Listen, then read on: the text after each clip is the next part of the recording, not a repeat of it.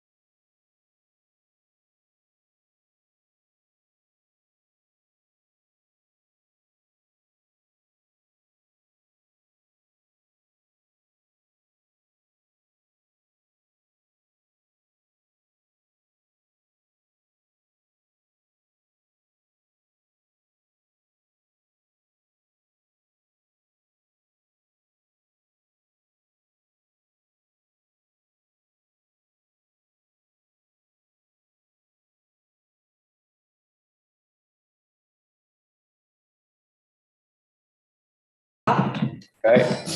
All right, calling this meeting to order. Second budget committee meeting. First order of business is approval of meeting minutes from last week. I believe you all have reviewed them. I move to approve the meeting minutes last week. I'll second that. There's one change, unless you want to say that I was here and put really smart words for said. But I would, Mark wasn't here. yeah, if you could modify the minutes to reflect that I was lollygagging somewhere. Your wife was here. Does that count? Probably twice. And it's natural here, so that's all we care about. I adjust my motion to move minutes with that amendment. Second. And second, a motion and a second. Any further amendments or discussion?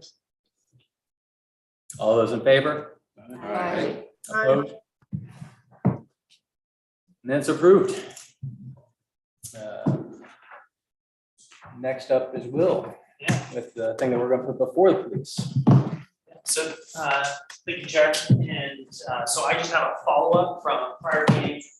There's a question I think Gary had about growth rates of property tax. I just wanted to pull back, didn't want to lose that string. And then I'll say I'll go into that, and then I'll pass it over to Chief Wolfstein, and we're basically just going to work through the order that you see in your budget document as far as general fund, with kind of police, fire, planning, having presentations. The other ones we'll just talk through without a presentation.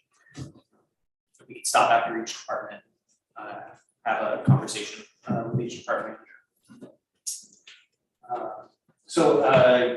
Gary had a question about growth rates, and with the kind of existing homes, existing building can only grow at a 3% rate. So you only get faster than a 3% rate if you have new construction or annexations. And so that red line there is what 3% is, and that's what our assessed value growth has been going back to the early or mid 2000s. So we had a very high growth construction period there at the beginning of the 2000s, the Great Recession, 1 year where we only had 3% growth. This latest bump is a little bit of building, but we are not building anywhere close to what we were doing, the prior decade.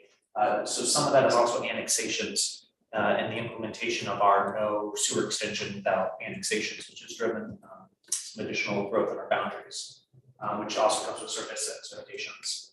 And then just, some wild stuff as of late with the pandemic and pausing collection of urban renewal, which threw a ton of additional assessed value onto the general rolls. That came off. And then going forward, got 3.7% built in, 3.7% property tax growth built into this budget, which I think is conservative. And then the projections are for 4% growth plus the elimination of the waterfront is what's going on in the forecast that we went into yesterday. I think there was a box behind the camera. Will, where do we see Columbia Cascade closing? I would have thought that was either a bump, maybe it lines up with the water. Yeah. And that's where, so you see the, so we basically run about 6.5 percent to 4.5%. And so that's that red line. And the reason why when we ended the urban renewal pause that we didn't come right back down to that red line is the closure of Columbia Cascade. So I kind of put that on that new plane. And then when the waterfront closes, we're gonna have another bump up and be on another new plane. And even if we develop West Side, that plane will stay up where the top of that is, because that'll be where we'll be at that point, and it'll just freeze up there. Yeah, it won't ever hurt existing, won't ever take away anything that we've got already, won't go away because of urban renewal. Yep, and obviously all that growth in the past all occurred while we had 3 other urban renewal districts in play. Well, say we had Columbia Cascade the entire time. Waterfront was created here, and the Heights District was created here.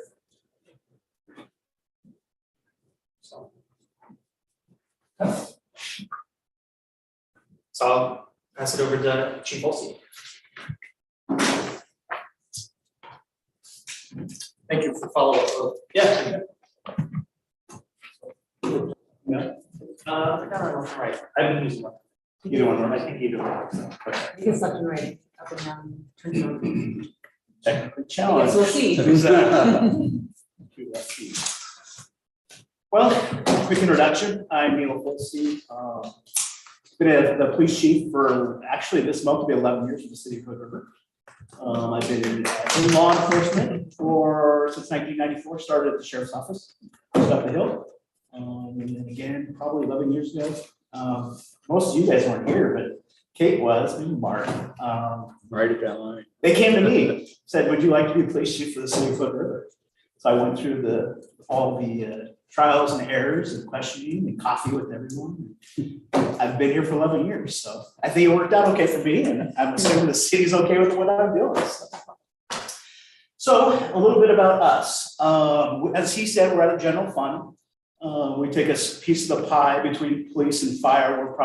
We are the biggest piece of the pie in the general fund. And most of that, as you'll see or you notice, comes from employment. Actually, employees are our biggest cost with anything, as you know, business owners and such. So just a quick note, because I know Leonard's going to go after me. And I've always said, Jennifer, like every year, 11 years of my love here, I've always been the first, like the guinea pig. So before Leonard gets there, I just want to say, I did want to be a firefighter when I first started. And because he'll always bring it up that my better life is firefighting. And I took the test. I did really well on the written. Physics back in the day, didn't have the dad bod. I actually did well. But I didn't pass. There was one critical point. They have this thing where you have to sit down, and there was a big screen wall like this. And it was first-person video games. And I literally got dizzy and nauseous over it. And they said I didn't pass for that situation. So.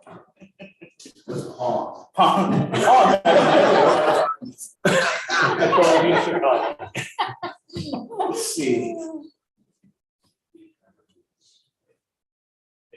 Which one? Okay. There's a little delay because of the Zoom. And I don't know which one I'm gonna be doing next. I hit like 3 different ones, so here's our mission statement. We provide proactive levels of service to reduce crime. I'm a really proponent when I first started that I really believe proactive enforcement is key. We're not reactive. I believe we need to be out in the community.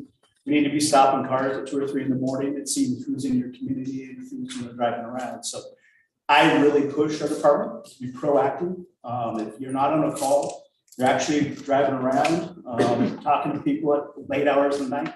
As you know, we do a lot of Cadillac murders and such. And I think it's key, and you'll see as we move on that statistically, we have a lot of criminal activity, and a lot of that is from proactive enforcement. It's self-initiated. It's not calls that people call us in. We actually just kind of stumble into things, talking, and the next thing you know, things transpire by just communicating with people. So you'll see that. So again, we have the proactive to reduce crime, and I really believe, you know, we're here to protect those that live here, work here, and those that vacation here. And I really, this next sentence is, when I first became chief, and it was kind of cheesy when I said this the first time, is I really believe this is the key for us, is understanding and compassion and genuine care for the community. You know, I've always said this job is, when I started this job, we did so much from the letter of the law enforcement. You did A, you had to do B. And I really believe it's so important to work from our heart. And I think that's probably why we really do have a great law enforcement agency within our community. Is we do enforce the law, we are strict. We also have that passionate part where we actually look beyond the criminal part of the act. So, and again, we definitely hold our individuals to the highest standard, what we can.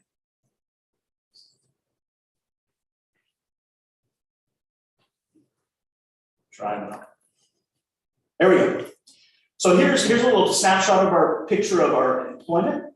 So I know that there's a police officer in our budget for this year for 1 FTE. That's been approved by city manager and will, as far as there's funding available for that. So this kind of gives a snapshot of where we were at. In 2008, 2007, we were actually at 15. And then we dropped in the kind of the recession of the city and the community and the nation. And then for about 4 or 5 years, we actually maintained that at 12.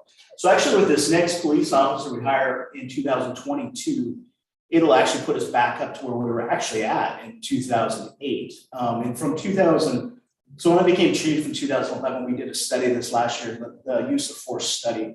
And it showed during that study from 2011 to today, our increase of service as far as calls for service and such went up to 63%. So our guys are actually very active, very busy doing things. Not only, as you know, as being community members, as the community is growing, we're annexing more. Just people, don't want to say overlove, but there's a lot of people that come to the community to enjoy it. Unfortunately, those are people at times we have to serve due to the fact of activities, especially in the times. Here's a little snapshot of what we do as far as training. I know last year, this legislatively, our law enforcement in Oregon is governed by legislative law. It's not chosen by agencies. So the legislative law requires us to do so much training every year. We have to maintain a number of training modules, like I should say, for a 3-year period. And that goes from basic patrol to like a first line supervisor has different, and then a person like me has executive requirements for training. So this kind of is a snapshot. We actually had 1,248 hours of actual training throughout the year of 2021 to 2022. Broke down to 1,169 hours, which averaged about 83.5 hours per officer. And some of this too was some new mandates as far as we now have to do the cardio, the breathing part, and such like that. But you know, the legislative wrote into law and how we do it. So ethics is one of those things we're required to do. We do have reserve officers that actually volunteer their time. They put in 73 hours. They'll come alongside us when they're not doing family life or the personal businesses, business pay bills. They put in 73 hours with it. They still have to mandate, or we mandate the minimums as far as use of force, firearms training. We do that 4 times a year. If efficiency is 100%, the score we may use now. So if you have any questions, let me know. Here's a little bit of community outreach that we've done. This is just a small snapshot of these photos. With COVID lifting a little bit, we're able to do a little bit more with the community. That's the nice thing about our size of community.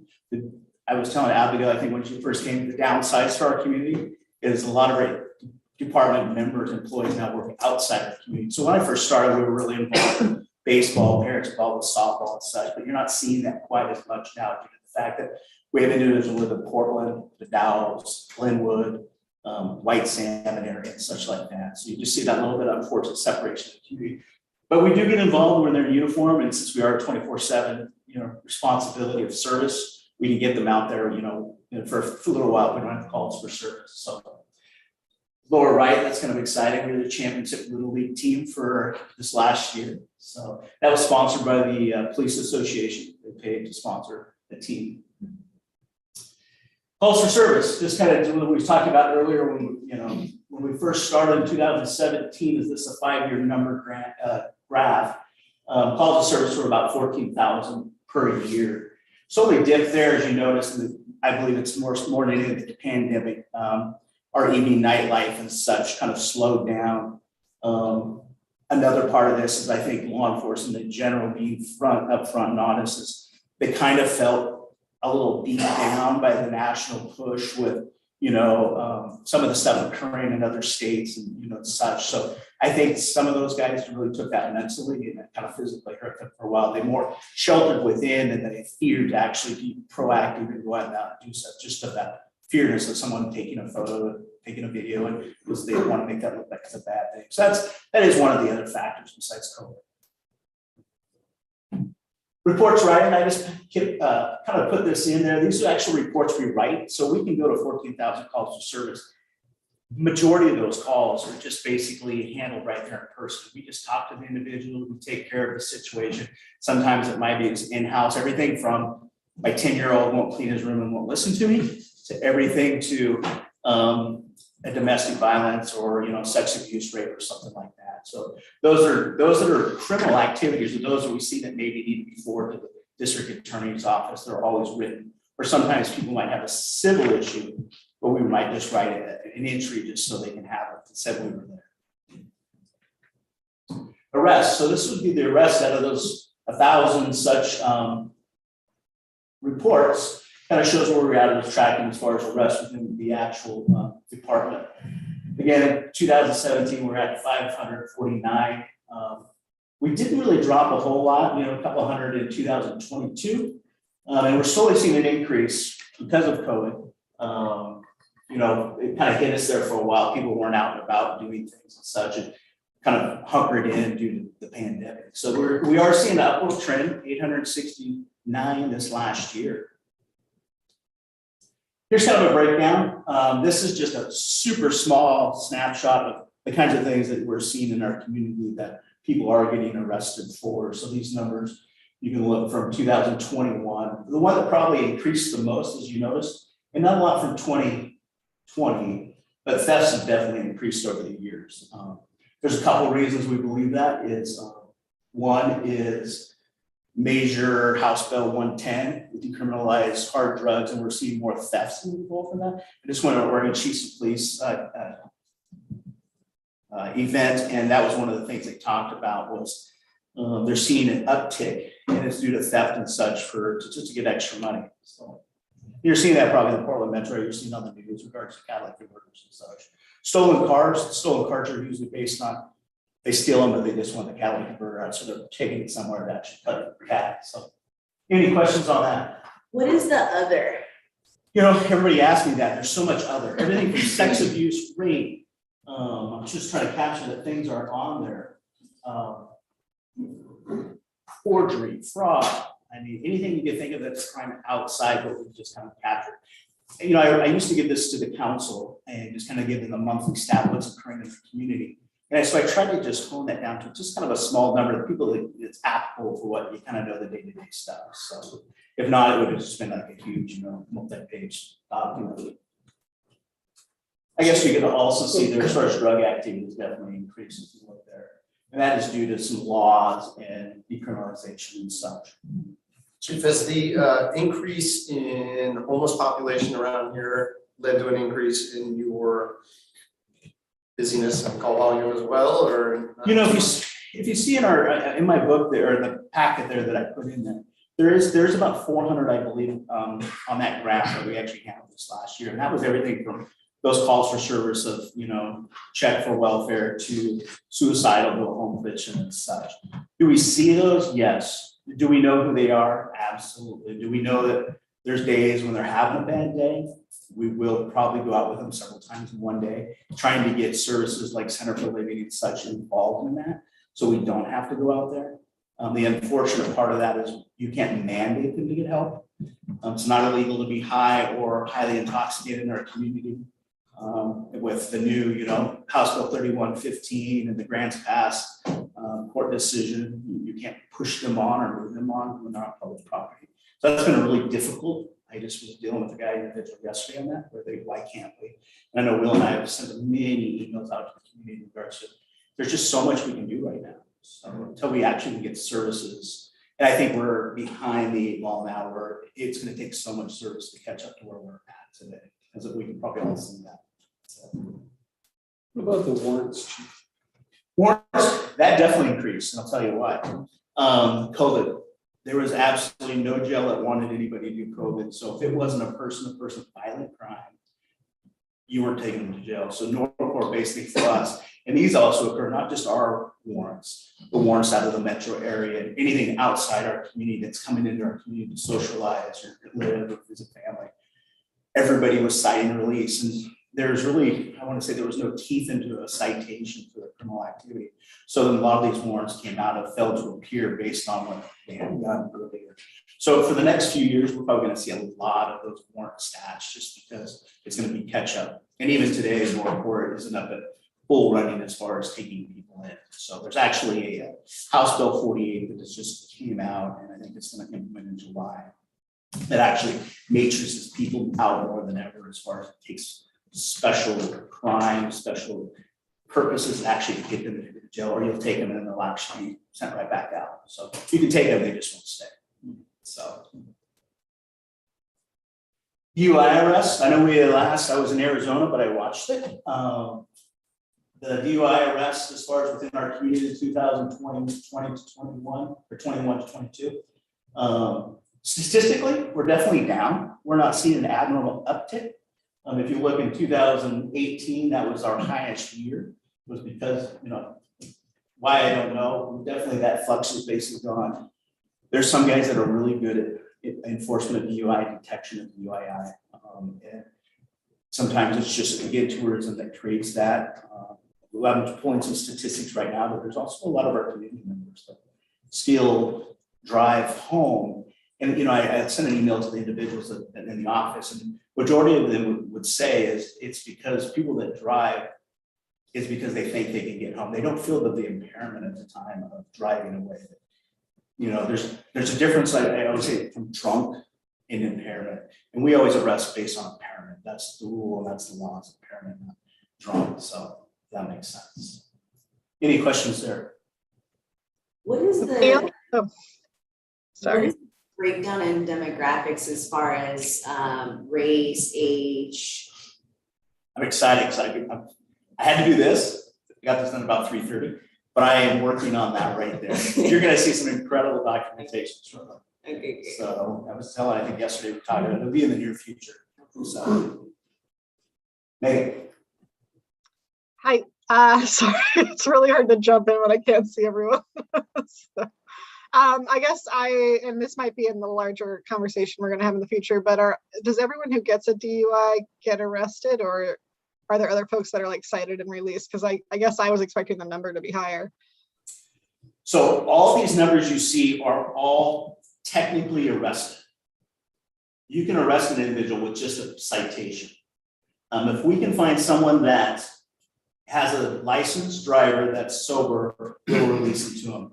So the only reason we go to Norcore, because that's a 45-mile round trip, and then you wait sometimes in the Sally Port for another 15 to 20 minutes, if not longer, because it services 5 counties. We try not to go there just because our staffing level, it eats up a lot of time if we don't have to.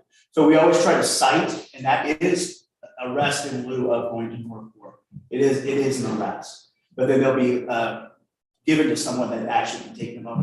We call it caretaker. We need to release them to someone that we feel that our liability doesn't come back to the city, that you just let them go to the streets and walk in front of traffic. Does that answer that, Megan? It does, thank you. This is Officer Delancey. He actually he is the first officer in our area ever to receive the DUI Officer of the Year. It's not because he wrote a lot of DUIs. He writes them or arrests them. He writes great reports, does incredible investigation. Guy's super meticulous. He's also a DRE, drug recognition expert, which anybody in law enforcement, that's one of those things you just don't raise your hand and say. It's like going to college and say, I want to take chemistry, every quarter, so semester. It's definitely a grueling situation, and it definitely takes time away from him as far as he has to go to Portland and stuff and keep certified. So great award. We've never seen that around this region. This was actually given as far as a kudos from the district attorney's office in our county. He's sent him in as a recommendation. We ended up getting it through the multidisciplinary task force. So, drug arrest. Here's a little snapshot where we're in 2017 to today. That definitely has gone down. There's a couple reasons. One is House Bill 110, where we decriminalize all hard drugs. Is now a citation in lieu of it's a violation. It would be like a seatbelt ticket.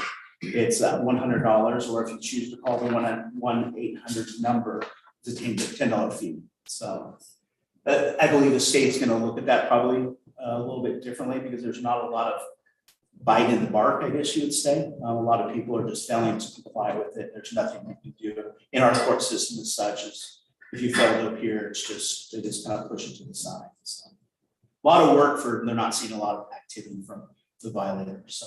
And as far as House Bill 110, anything like methamphetamine, anything less than an ounce, Oxycontin, anything under 49 pills, so your kids can go to high school and have 39 pills, that's just a citation. So it's definitely, if you read the little fine print, it's pretty amazing. Two snapshots, I just took a few out just to see what we're doing in the drug world in your community, that traffic stops and running into people.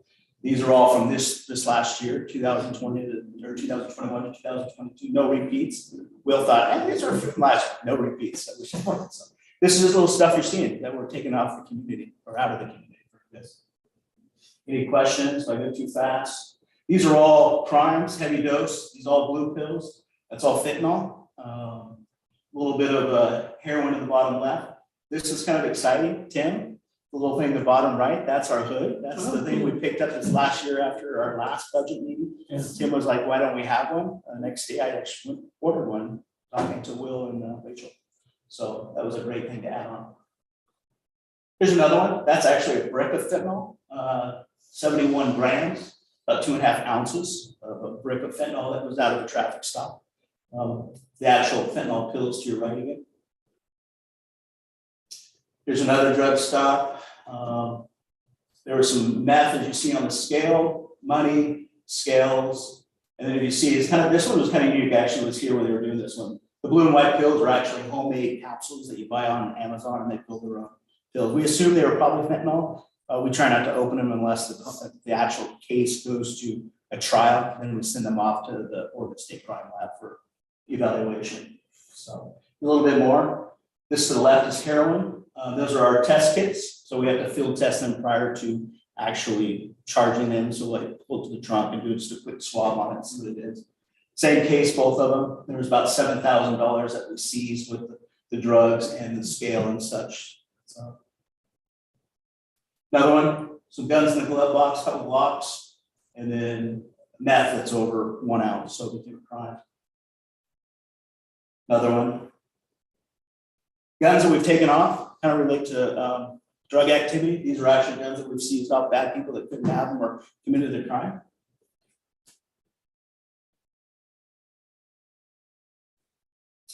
And this is kind of interesting. We have a new district attorney, Carrie Rasmussen, took over John School's position. She is now doing stats within her office, which is, I enjoy it because I really want to know what the community is doing outside of me, a third person that you guys can look at, or someone say, oh, it's not the chief saying it. This is someone that doesn't work in our office, just seeing what's occurring within her office itself. This is a snapshot of what's occurring this last year. She did a study for the commissioners. You guys probably did this. Put her PD, 14 officers. We actually had 397 cases that went through her. I can't remember, I remember doing the math, it was about 57% of the actual caseload. There was Sheriff's Office and then Oregon State Police. And then the other was, I believe the FBI did something locally and she had to prosecute it. So trends, definitely, we stay very busy. I believe this is the way we've been for a lot of years. It's just never been documented from the district attorney's office. So I'm excited to see it. Here's this first quarter. She sent this out to the county commissioners, let them know where her office is as far as first quarter activity. Again, we had 95 criminal cases through her, county 54 and state police another 25. So we stay very busy. Parking, everybody's favorite. Here's a trend. For we had captured 2000, again, 5 years, 2017, 2021. You see a drop, as Will had stated, our revenue and such, as far as parking revenue money, that was during that COVID time. Also, I relate this a little bit as far as the compliance, the enforcement part is during this time, I think it was about 1920, we actually got the Pay by Play Act program.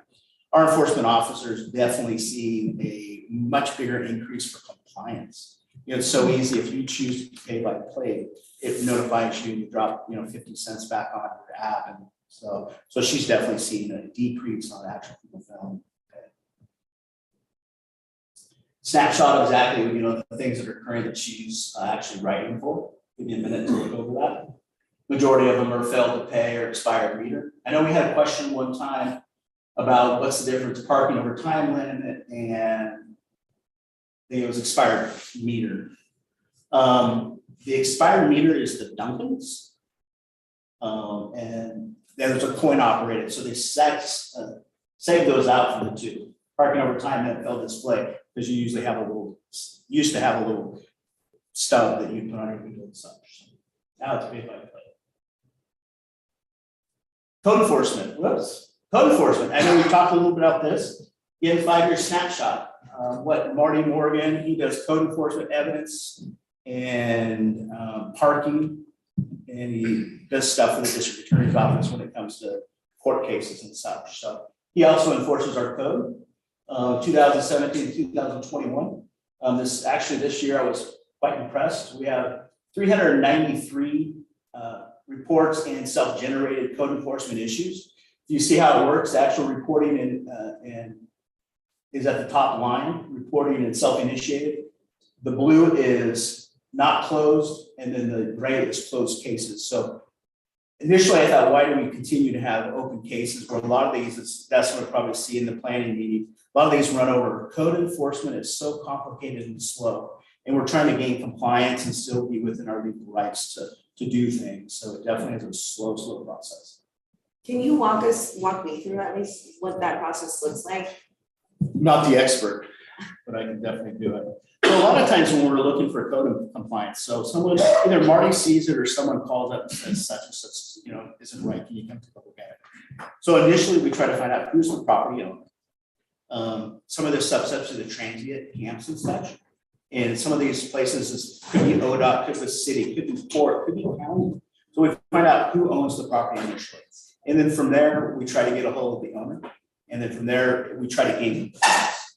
So we actually contact them. Some of them we have to contact them out of state. We send letters like STR, short-term rentals. Marty does that as well.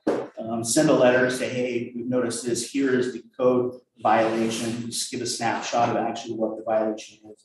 Can you take care of this? Would you please be willing to do this within 30 days? We'll try to give them time to do it. Some of these people, I believe, they've lived in that house for a long time, and a neighbor maybe have just moved in or just tore their house down and built a brand new house. And these people have lived like this forever, but they got a new neighbor, and now the neighbor's like, could you please clean it up? So we truly try, and I really think that's an equitable thing, right? This person, moved in, these guys have been here for 25 years. We had an LB gentleman up on Hazel. It was that situation. Someone bought a house next to him, rental. This guy was like just hanging on for life as far as age and such. And his family came together and slowly did it, but it took a lot of time. We got a lot of beat down, but we didn't want to enforce something heavy-handed and until we could gain some kind of compliance. So it's a slow process.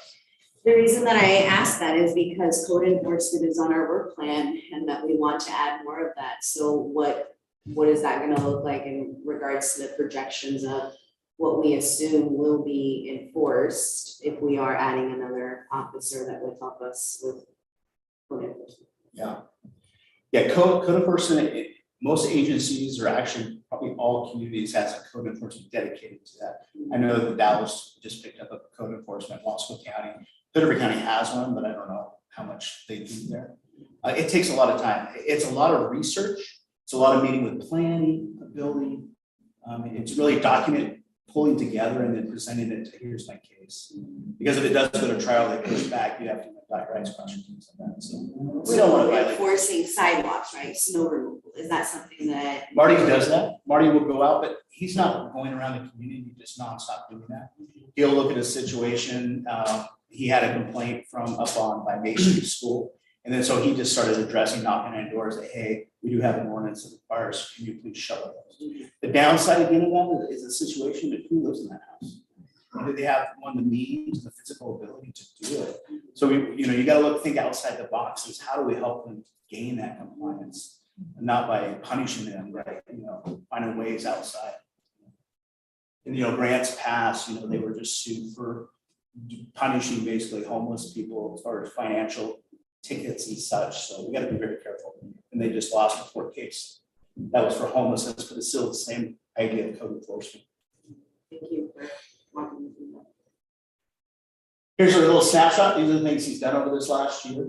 Code enforcement. I'm not going to give you the locations, but these are all areas within our community that are now cleaned up and looking very good. One of the top right is actually a tiny county house that somebody decided to plop in there, and that wasn't within compliance. I think he ran that with Dustin for a while. That was kind of a headache back and forth, but it took a while, but they ended up moving it. So that's it. I have one more question. So how often are you doing these types of studies? Is it just when we ask? Is it on a yearly, quarterly basis? I do an in-house study every year All right. for our office. Yeah. Two ways. One, I like to praise my officers. I like to let them know that they're doing a great job, and if I don't look, they won't know. And two, they don't think I'm checking. So I make a point to take paper and send it to them in email, and they know that I'm out there. So my normal routine is come to work. My first day to work, I actually pull up over the weekend. I kind of do it at home just because I can't get away from work. I'm kind of addicted maybe. And then I'll just say, hey, great job. So we're always constantly trying to keep these fresh and open. And kind of trends. What are we doing? What are we seeing? So we did a sting not too long ago with OSP and us, with the catalytic converter sting operations. We didn't get anybody because we've really been on a low on that right now, which is a great thing. So we definitely put a few people in jail that had been doing it. And we were lucky enough to catch them. So. Well, I do. I'm sure my peers feel the same. Appreciate the reports that we're receiving from Lieutenant Shaley, Sergeant Shaley. Lieutenant Shaley. Just to keep a pulse on what's going on. Absolutely. That's a snapshot of what we're doing. We don't want to overwhelm you guys. We try to get the highlights of things that most people might want to see. Yeah. I mean, if there's ever anything that you're like, hey, I'd love to know this, let us know. We have a robust emergency information system, we call it EIS, that we can pull some data. It's only the problem is it's only good data that goes in, comes out. So some of that's generated through dispatch. If things don't come in correctly, it doesn't come out. Quality data. So I'm really hesitant to sometimes do that just because I don't know the quality of input. So, and I don't want to deceive anyone of like, well, this is. Yeah.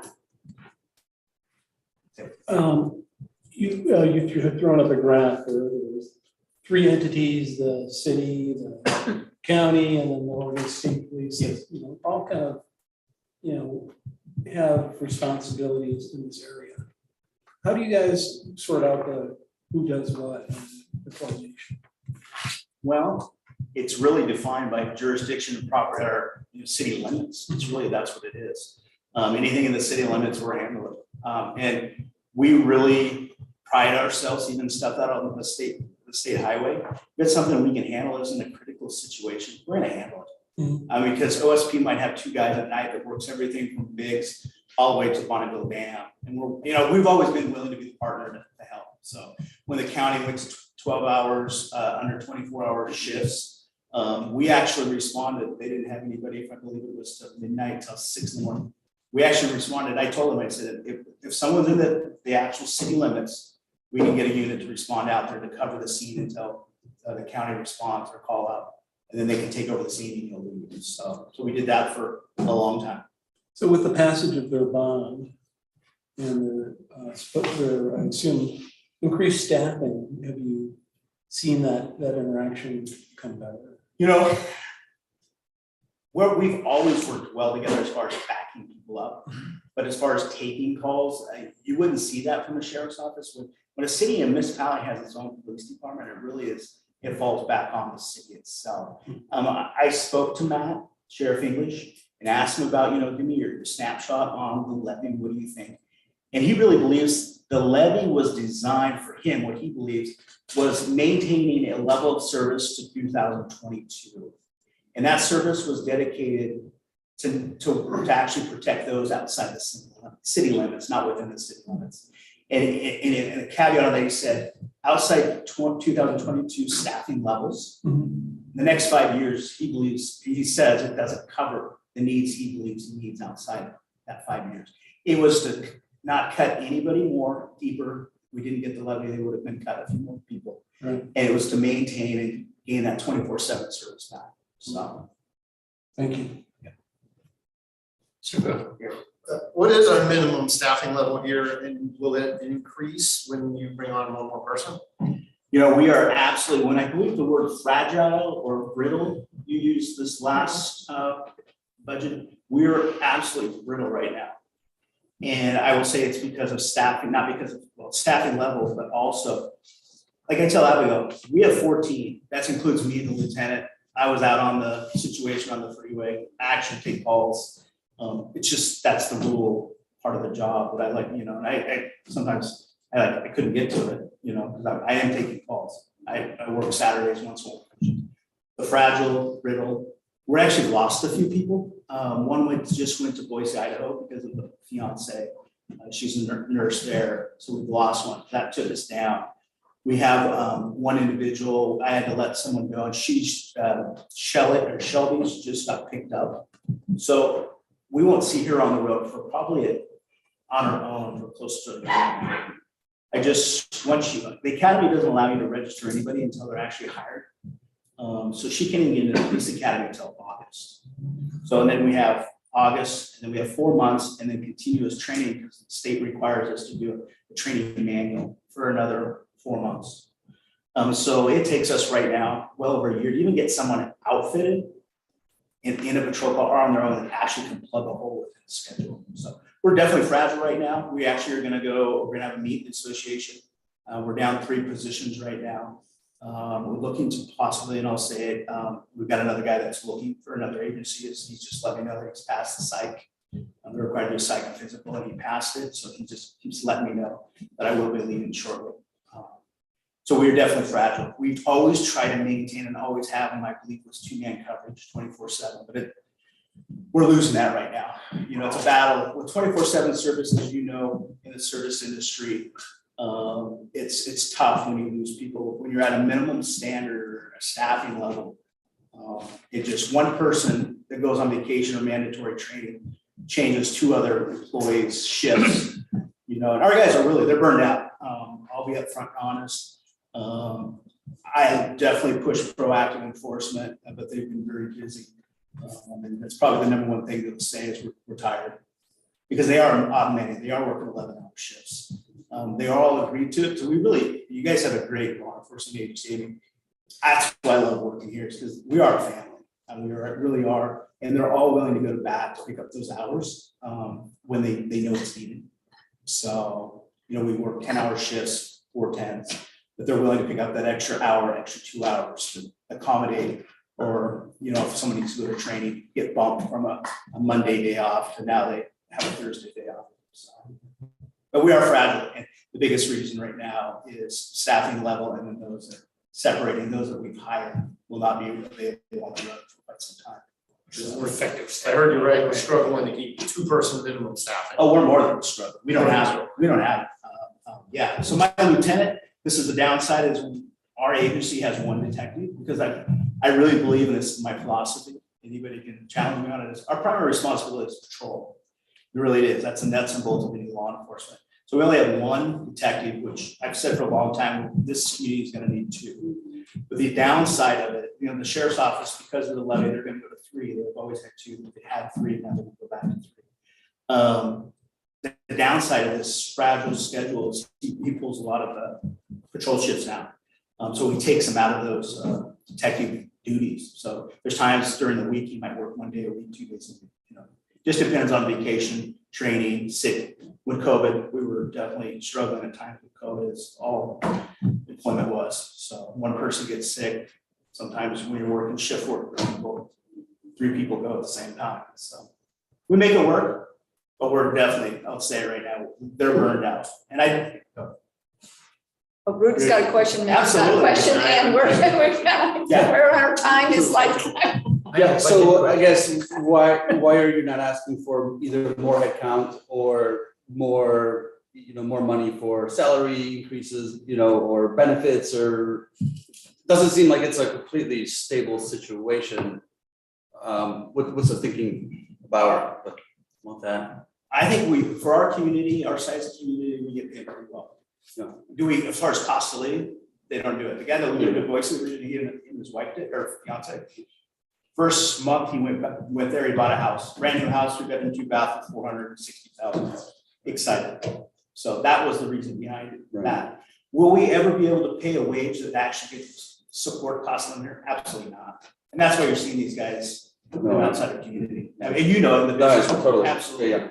Those that have left are for, it's not because of the department. It's just they want to do other things. Right. So as far as more staff, I'm actually a pretty laid back guy. I went to Will this year and I said, I need 2 guys. And I knew the budget didn't, and he knew it when I went in. I knew the budget wouldn't support 2 guys. But I said, I'm gonna ask. And I think Leonard would probably say is, over the last numerous years, if the budget didn't allow employment or additional staffing, we just didn't say it. Our mouths were shut, even though we knew we needed it. And I'm not saying anything bad, that was just the philosophy, the way we did it, is there's other things, other means the city wants. So I really support Abigail because she wants you guys to know, we're not a status quo at the level we're at today for all city employees. We need to look at that future. And so I really honor her as far as it's not today, what are we seeing in 5 years from now? So. Yeah. I'll just add the mathematical piece of that. It's not for lack of need that there's not more requests for more officers in here. It's literally the arithmetic of our financial policies say that we're not going to run an operating deficit, and one more body up over above this would put us into an operating deficit. Unless there are some other changes somewhere else. Unless there are other changes somewhere else or new revenue. Great question. 3 questions, all budget related. First, is there a temp agency thing where you can get police officers that we could put a services contract in? That's the sad part about law enforcement. You've got to be certified, you have to meet standards, and if you don't do those, you lapse. Well, someone should make that as a business. I will say this, Portland went to, when they did the hire back retirements, and I think it was 66, Gary might know the numbers better, because he works in that area, 66 people that were contacted back after retirement. One person just said, I might think about it. And it's a substantial bonus to come back to work. Most people in law enforcement, when they're done emergency service, they step away. When they feel it's time to step away, they step away. So. And then my other question, and might be for Will, is we see from historic, from 1920 and 2021 to now, both overtime goes up and the compensated absences goes up fairly dramatically. And I'm just wondering, is there something about our union contract, or is it something about how we're doing stuff? Well, I would say our overtime budget only went up $114. No. You look at the 2 years before that, it went up almost double. Yeah. We set that, it's a longer look back, but it's a percentage of wages. You don't know what you're gonna need for overtime until. So we're seeing the actuals were actually lower than calculated percentage of wages For at least 1920. Right? Yeah. for those 2 years, right? Yeah, he said, when Will came in, he did a calculation based on mathematics, and this is what you should have for 12 guys. And that's cool, you want to budget high and actual being over is good. You know, with criminal cases, I mean, Same thing with the absences. you know, that was something I talked to Will with, is that was a new item he put in this last year, and he's just trying to fine tune that. So he can answer a little bit more on that, so. Yeah, thanks. Yeah, we brought in FCS group to kind of build out a model for us. You know, before, we've always had a policy to put money away for compensated absences. The previous policy was we would take the number of employees that were within retirement and kind of calculate backwards a transfer that would happen every year from the general fund. So it was a pretty rudimentary equation. We tried to get a little bit more fine-tuned with actually looking at what are by bargaining group, what are they accumulating every year in compensated absences, and then with their rate of pay, what was the value of that? But it's much more actuarial. It's much more like how PERS would put together, like what's the value of a future liability today. So in these first couple of years, there's going to be some calibration. And this is different from filling in the bucket of uncompensated absences that we had been. No, this is our new way of filling that. Okay, all right, got it. Yeah. And it's the same thing. This is paid out when people leave Right. employment. Yeah. It's having that savings account for when people leave, we can pay them out. Correct. Anything else? Megan's got something. Oh, sorry, Megan. It's very weird to be up here. This is gonna be hard for me to phrase, but so I'm hearing the acute need right now. We're missing officers, everyone's overtapped. But presumably like those positions are gonna get filled. Can you kind of explain long-term how this extra position, like what problem it's solving and how it will do so, like after the turnover has kind of happened? So this position itself, I met with Lieutenant and one of the sergeants in regards to what best fits this. I had an idea, but I never like to have the ownership of it. I like everybody to have a piece of the pie. So this actual position is going to do a daytime shift. It's going to be either a Monday through Thursday or Tuesday through Friday. And that's going to alleviate the detective from having to take a criminal act or get away from criminal case investigation, and actually hopefully alleviate him from actually handling calls through the week. And also that'll free up the lieutenant a little bit. Lieutenant is, right now, he's a full-time patrolman. He's management, and I can use him very little. So just because I know he has to take calls, and that's what he's doing right now. That's all he's doing. He's taking calls. So if he didn't take calls right now, the detective would have to take the calls. Like he's over on vacation and I'm making it like, you need to take one day a week off right now. But that's going to pull the detective working a few hours, but I don't want him to lose his vacation. So that's the goal. Put him in this position in a daytime position shift, and then that will alleviate the detective and the lieutenant from not quite as much. Again, we're still going to have to, especially until we get up to the actual 15 actually patrolling on their own, we'll still be pulling a lot of patrol shifts. Does that help? It does, thank you. How's the call activity shaping up this year to date, and particularly post mask mandate? Do you anticipate any changing of thinking on resources being stretched? As far as types of calls, in terms of more calls of service? Yeah, anything that utilizes your resources? Hood River, I've always said Hood River is unique, and that's when in the study shows, we kind of did some comparisons as far as officers per 1,000. We use Lincoln City, Seaside, very similar to who we are. We use those for comparisons and comps. During tourism, which we see almost year round now compared to used to when it first started, it was 4 months a year maybe, and you never saw anybody come to Hood River to snowboard. But yeah, we're servicing 20, 25,000 people a day, during the summer, because we are the hub. If you're going to buy groceries, you're going to go out to dinner, where do you go? It's the city limits, and we service Washington, Mosier, Dow's come in, use Walmart and stuff. So our summer definitely is stretched. Yeah, we're hopping, we're staying busy. So we're seeing that this year already. We're taking more calls, more responsibility. And some of these calls, they're so much more complicated or complex, where you just can't have one guy go there and deal with it. Where it takes a couple guys to actually secure the scene, collect evidence and such. So you're definitely seeing a change, not for a bad thing. I mean, you know, legislatively, they're tightening the ropes to make sure we're accountable, so. The question, just given your OT numbers, this might be a question that's more apt for Will. Do you have any sensitivity or idea, given the brittleness of the staff, should staffing level change or any officers, a couple more officers choose to change jurisdictions, how quickly would that OT number get burned through? Should you have any more staffing changes you want that just get blown away? Great question. I met with one of the association members. That's one of the things we're going to talk about. Just like Gary had stated, we're looking at what are the philosophies we want to bring forward. Many of the guys are saying we're willing to pull a couple extra hours we can do here and there.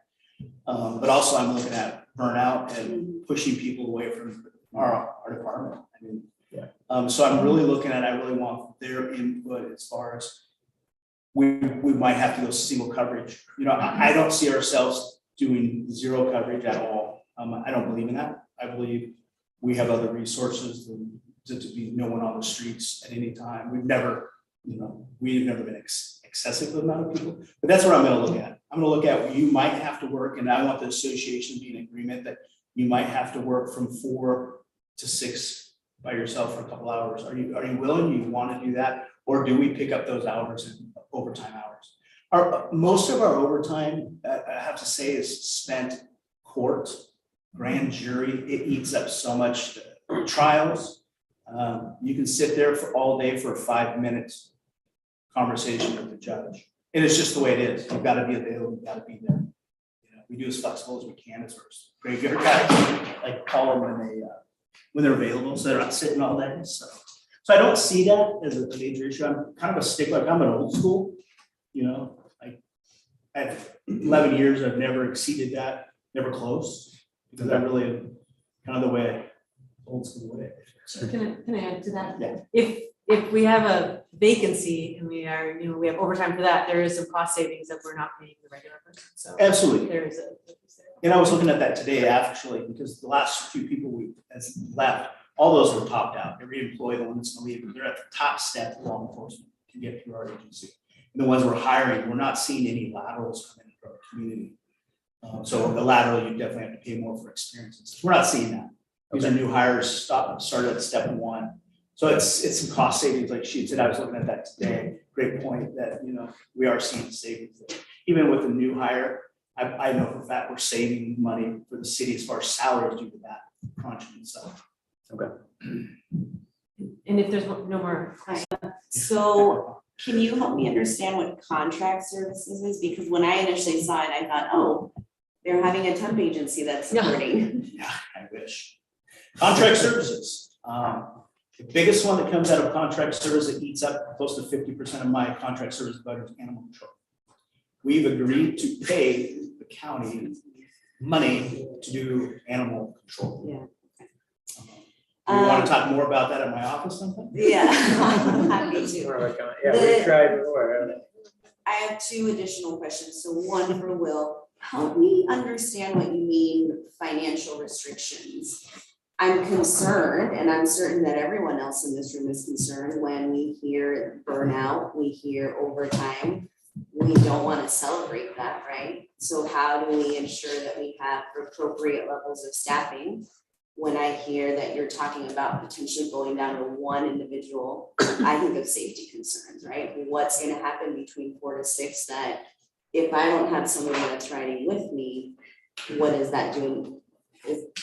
I worry about liability. So I red flags coming up on my side right now. So will help me understand what you mean that if they need 2 or potentially 3, why can't we make that happen? Yeah, well, it's important, we've got the chief here right now. He's making a very good cases for additional resources and, certainly agree with them and added 1 to the budget. Chief Damien will be up, Dustin will be up. Every single department has needs. So in isolation, yeah, we want to give him more. And if he was the single department in the city, we'd have, 25 staff. Every single one adds value. But what we had, so we have to balance between all the different departments and all the different needs, all the different city goals.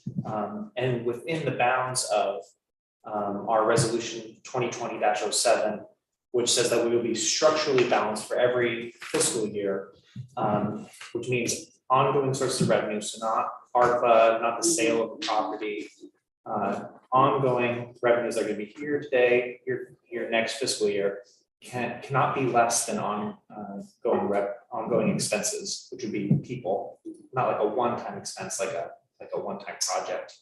And the reason why, And that's on page 204 in Yeah. the budget book, so it's way to the end. thanks. And the reason why why we think that it's important to stick to that policy is to not be in that situation that we had, that the chief had in 2009, where he dropped from 15 down to 12. That was completely because we had abandoned an operationally structured budget. And I think the chief would agree that paying marginally less right now is better than a seesaw of layoffs and additions. I've always voiced that. Will knows I voiced it. I think I lived the cuts, you know, and Arthur and the council at that time, you know, people could have been upset, unions could have been upset, but our community, our city had to do it. We were in a financial stress as far as financial. And I'd rather be stable and know we can keep these people than have them for a year and cut. So. But that's just, again, making the assumption you're gonna keep them. I mean, if you're working X amount of hours and it's consistent, you don't have days off, software you must. Like, I'm sure that every agency in healthcare, we're really feeling that too, that how do we ensure that folks, I'm certain everyone enjoys their work, but burnout is a very real thing and it has these ripple effects. And so I feel a little concerned of what is that going to do in the long run, and then additional ripple effects of just staff being tired. Taking a year to get a new person. Yeah, and you know, that's not all of us. I'll tell you, you know, quick, because I don't want to eat up this time, but just hiring process right now. We're seeing it in all positions of law enforcement. No one wants to be in law enforcement. I have 4 boys. I said, you know, and I was honest, this isn't big, and I said, fire, if you want to emergency, be a firefighter. Yeah. I mean, you'll be loved. That's a good but that's one of the problems too, is we're not seeing these people come out to want to apply for our job. We definitely widened it out. We're even looking to go wider now. And in the 1 year to get up and running the academy right now, it's shorthanded state funding. They just lost their director. So there's a lot of turmoil and shifting in that situation. There's a lot of different functions involved in creating this. But a normal 1 year, 11 months used to be, you could get someone far past that now. We hired the newest one February. She went to the academy until August. I second Gladys's concern. I think we need to kind of pick this up as we go through the process over the next couple of weeks. Yeah, I mean, I know that we have to move on to the next, but I still feel like I don't really have an answer on what's gonna happen, but we should all absolutely be thinking and paying attention to that. Are there any other questions for the chief? I had one more comment you might want to expound on, and well, one would be just in that, thank you for bringing that up. I think the health and wellness of our officers is critical, both for them as individuals. We want to be a good employer who takes care of our people, but also for our community, right? Burned out officers are going to could have difficult decisions, right? But you and I talked about this, you're really trying to focus on mental and well-being beyond, you know, just the staffing level. What other things can we look at? And then the other piece I would want to say is you can't leave without just 30 seconds about talking about space. Because so we have a small amount of money in this year's budget to look at with the county. What would it look like to have a joint space? Because I think that also speaks to the well-being. You have a workspace where you feel healthy and safe and trauma informed, then that helps as well. Those that we want to employ or come and visit, a lot of people that apply to us actually want to come by and take a look at the place. Yeah. And I've told Will, I've told other last, it's embarrassing when defense attorneys come into my office and say, hey, we need to go check out some evidence. We go back to the washer and dryer with the red couch for guys to sleep on the whole court. You know, it's like, wow, put it on community. You know, I mean, we hold ourselves, you know, I'll take anybody to do an audit, CIS does it once in a while. But it's, yeah. But our space level, I even look at getting another detective. I mean, really, we need one. And I really like to see a hybrid detective where he could work patrol when we need it, but also dedicated to second person. Where do you put him? As a detective, you're required to have an office that can be locked and shut because we're dealing with child abuse cases and, you know, just like the medical facilities. There's such sensitive stuff you just can't leave out on an open desk where we have an open forum and you've been there. Where that stuff can't be leaving around. So we're definitely cramped. We have 3 supervisors and 1 8x8 room. You guys have all seen it. I'm not preaching to the choir here. So I really would look forward to that as far as, you know, we've talked about it many times. We've drawn plans. I've worked here, never fruitions, never came back. So, you know, I think that's kind of where we're at again. I'm going to be blunt. Some of the officers, like we've seen it, we went through it and it just fizzles away. So I think I really challenge those that are on that board and that group that Will and I participated in. You know, active is important. Even if we don't go down the road and they're successful situations, I mean, they'll really be supported as far as seeing people wanting to see if it's successful. The county wants to employ. It means a lot to the employees, you know, as far as their demeanor. So. Even with that, and I agree with you, I think we should add a thing in the budget discussion about dollars for space, however that. Exactly. I don't know what that means, and we don't need to for here, but if we said, okay, that's 6 months of rental of 20,000 square feet, let's budget that in, and or 10,000 square feet, 13,000 square feet. Let's budget something like that in, and then we at least have the budgetary tools to do something space-wise. At least a short-term solution. Well, I mean, there's a policy thing that we'll do at council, but if we don't have a little bucket of money for it, then we're like, well, that would have been smart if we had a little bucket of money. So I don't know where we're keeping notes of what things to try to fund. Thanks. Any other questions? I just want to second Mark's thing of, and we've talked about this in previous budget years, but I do, knowing that even best case scenario, things move forward with the county, it's going to be, you know, a couple of years. Like, I would love for Abigail and Neil and folks to, if there's ways we can improve things in the interim, I think that's important for officer health and well-being, and I want to make sure we're covering those bases. But we also had the same conversation, same exact conversation at the last budget. But we did budget. We didn't do anything about it, so like, let's be intentional and what are short-term solutions that we can do now, because it is county dependent for a new facility. If they're not going to do the work, then that money that we have saved aside, maybe it's going towards another officer or a different space. Let's put a pin in that for deliberations. Yeah. Thanks.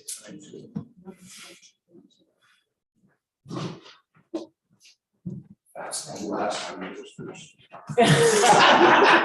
I won't be able to talk that at all.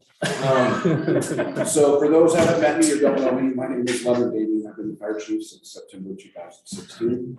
This is my 33rd year in the fire service. So haven't been here as long as Neil, but I'll be honest with you, of my 33 years, these last MS6 have been the best. So this is an emergency.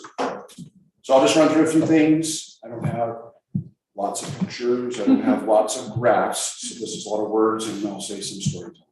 So I'll leave that. So today, I'm going to just talk about our services and, more importantly, our outcomes.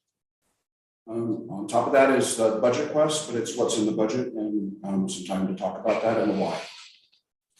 And then, more importantly, future challenges. Some challenges that you've probably heard a common theme, but there's some other ones as well. All right, so services. So you already know Hood River Fire and EMS. It's in the name. We do fire and EMS, but a lot of people don't know our area. Most people probably in this room think we do the 3 square miles of the city. We don't. So the city is the blue little squiggly line. All of the yellow above the little picture box, that's part of our ambulance service area. And then this strip off to the right, which is sort of blocked, that's Wasco County ASA 1. So all those combined are 145 square miles. So about 50,000 in population.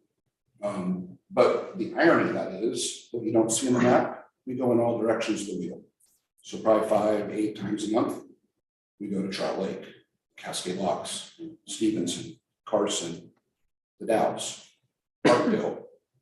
We go everywhere because we're staffed 24/7. So that's the curse and the blessing. So I'll get into the challenges of what that means to us in the city, but it also means what we do for services. So how do we do that? We have 15 FTEs. So there's 5 firefighters assigned per shift, captain on each shift, lieutenant on each shift, and 3 firefighter paramedics, but everyone's a paramedic, including myself if you read my sweatshirt. Gary can not do that. But what's interesting is our call volume is up. That's what you're gonna hear a theme. Part of that is because of what I just explained earlier. We run in all circles of the wheel, but also we're a destination city. We go to the waterfront a ton. So we don't have the service calls that police and that load. But what we do have when we have a patient, that transportation, the chart, it's not a 5-second, 10-second, 5-minute interaction, it's hours. Just like the police spend hours looking for resources, frankly, we spend hours doing documentation. So that's part of the medical chart of stuff that we do. But we also take patients to Portland and the state of Washington. So we go to Southwest Medical, Providence, Newburgh. We go to some crazy long transport times. These are taking people from a patient's hospital here to other more definitive care. It's in our ASA. We have first right of refusal, a blessing, but it's also a curse to staff as well. Again, we'll get into that in the challenges. But probably pays 3 times the dollar amount in revenue that a run in the city is. So back to blessing and curse. So outcomes. Since I've been here, Gary will appreciate these terms. Had a lot of things to address in regards to safety and performance. Those are the only 2 things I focused on in almost 6 years. Okay, so that's it. First and foremost is our pre-fire planning. Historically, the fire department has paper maps.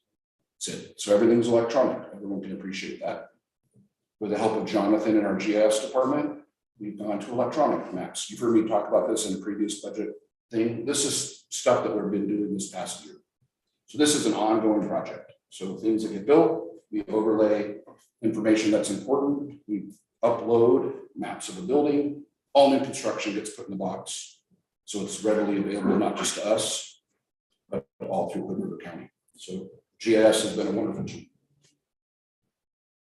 The second thing that we're doing has been working on this last year is our new record management system.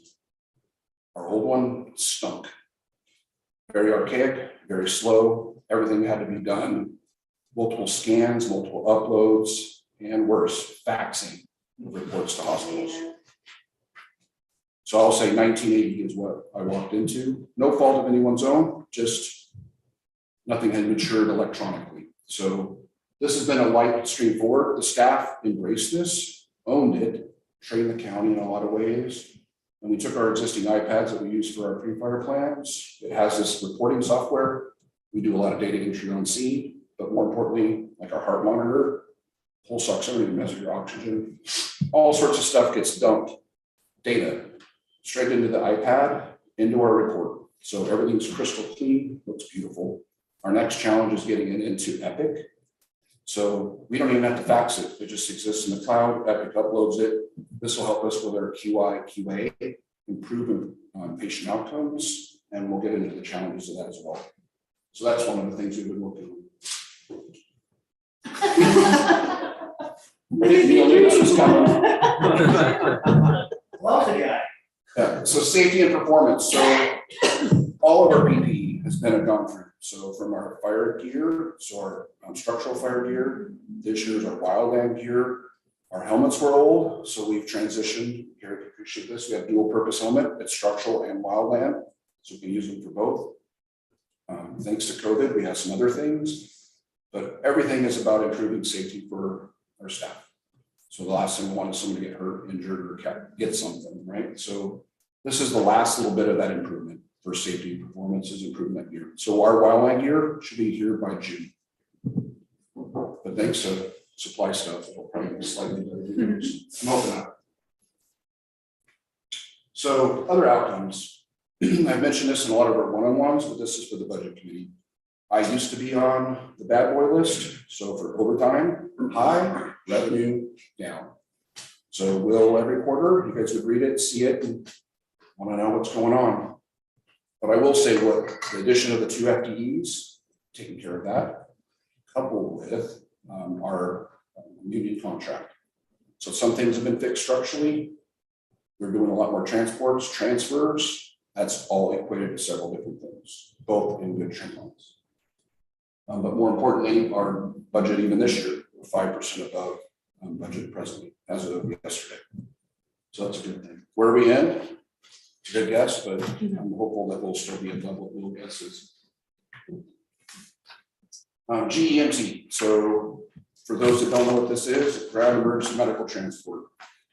We can bill, so we used to talk about in budget, how much do you bill? What's your collection rate? What's the step?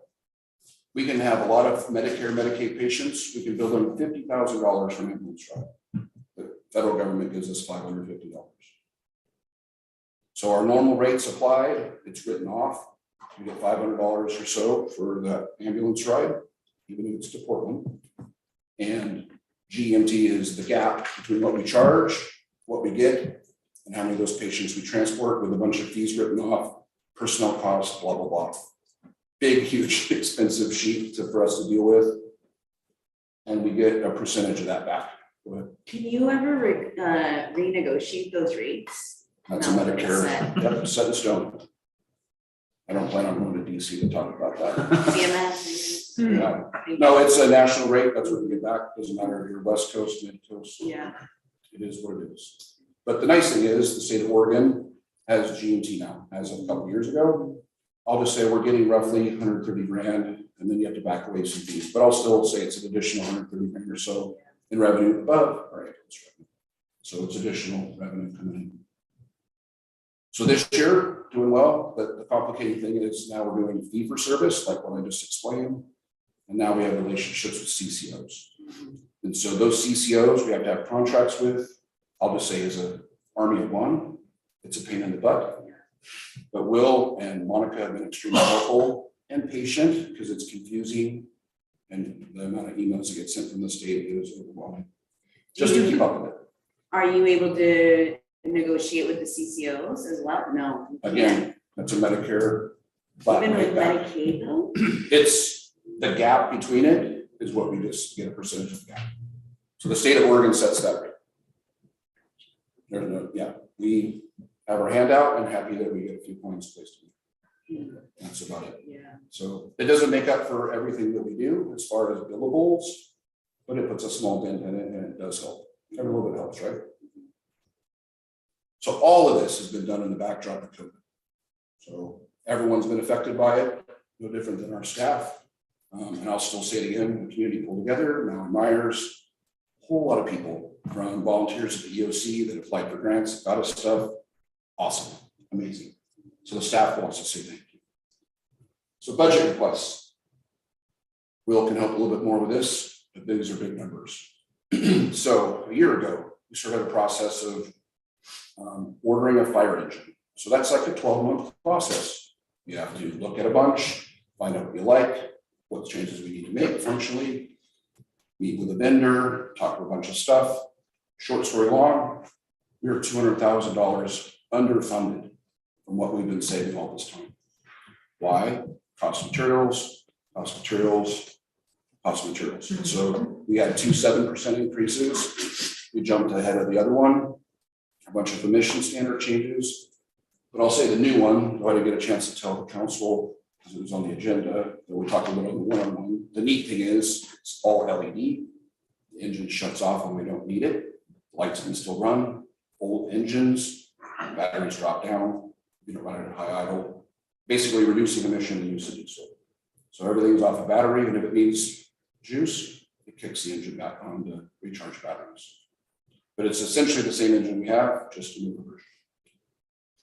So the numbers, engine 4, that's the one on the top right, is getting replaced. It's going to be $100,000 this year and next year to play catch up for that $200,000 shortfall.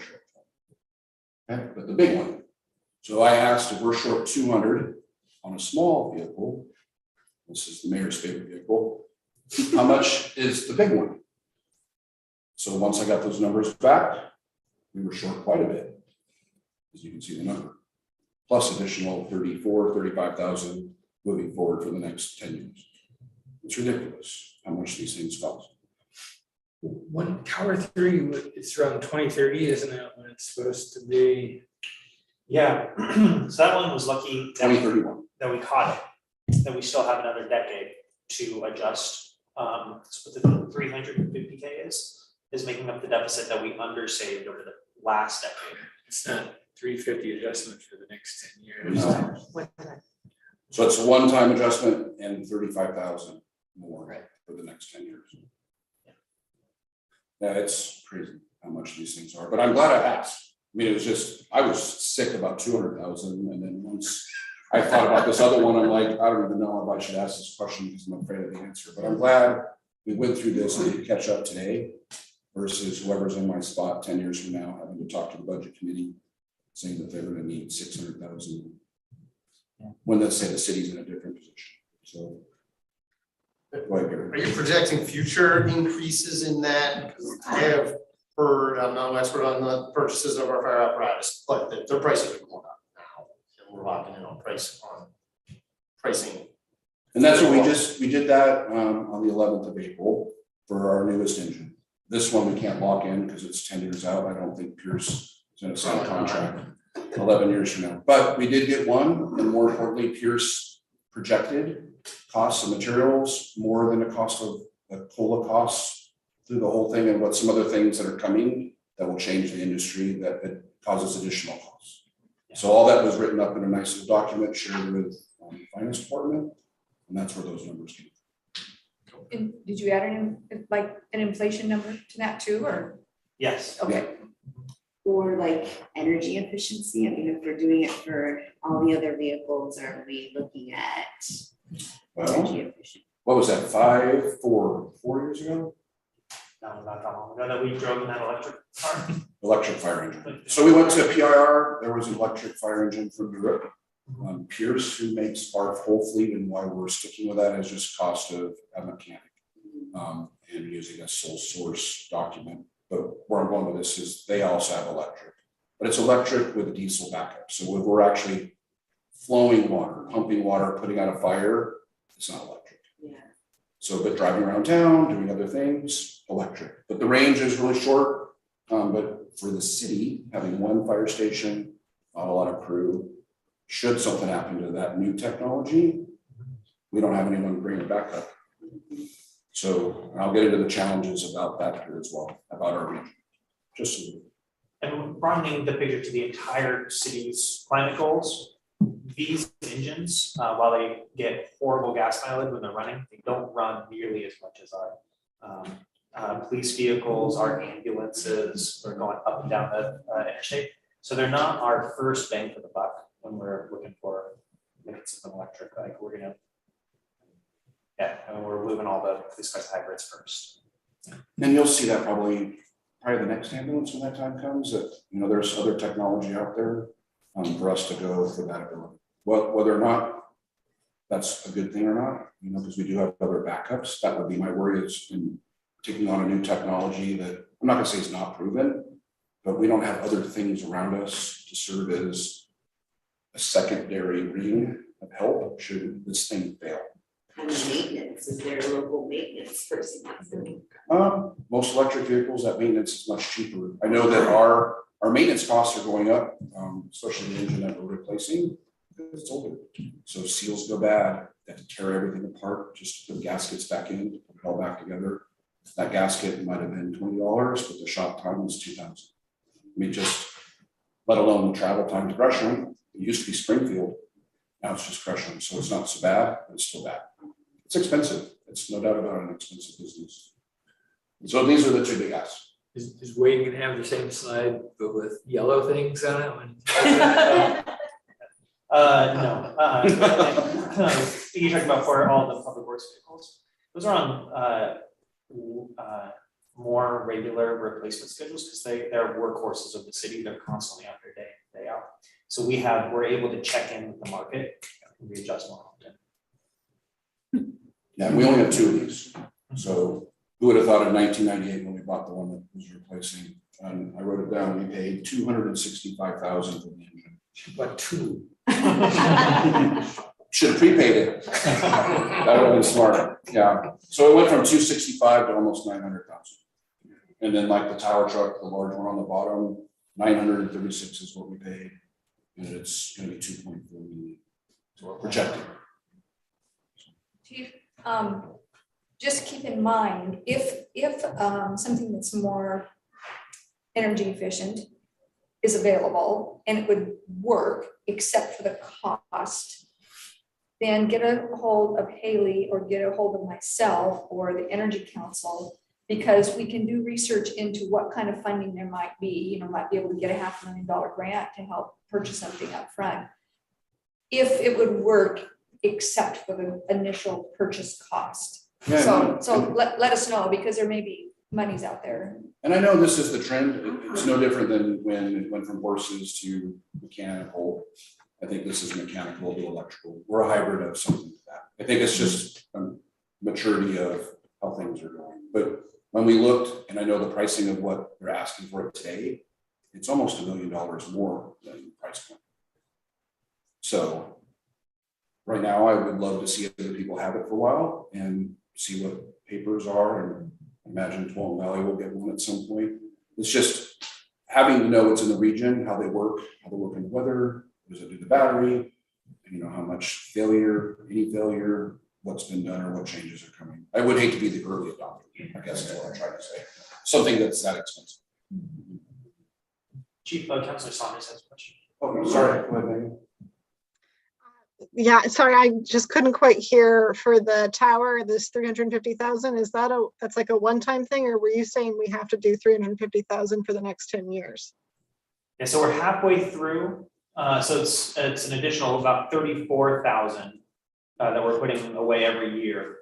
So this is the first 10, catching up for the last 10 years, and then for the next 10 years, we're doing about 34,000 additional. And that's built into the budget on an operational basis, on a structural basis, so that in 2031 we have $2.4 million ready to go. Okay, so we're not doing 350 every year. No, this is a one-time catch-up. Got it. Thank you. I'm sorry if I wasn't clear for that. And maybe a big picture on this too is, all this money goes into our equipment replacement fund, which has been a very convenient, nice way to do internal loans, interfund loans, which means we don't have to do bids with banks, we don't have to pay bank fees, we don't have to pay bond counsel fees. All I need to do is write up a resolution stating the repayment period and the interest rate, go through council, and then we can self-fund. So really what this is it's half a vehicle to make sure that we always have a replacement of our large apparatus. It's also been a source of internal funding, which gets us better interest rates and saves a whole bunch of time, effort, and fees to fund our public works capital projects. It's all in Bitcoin now, right?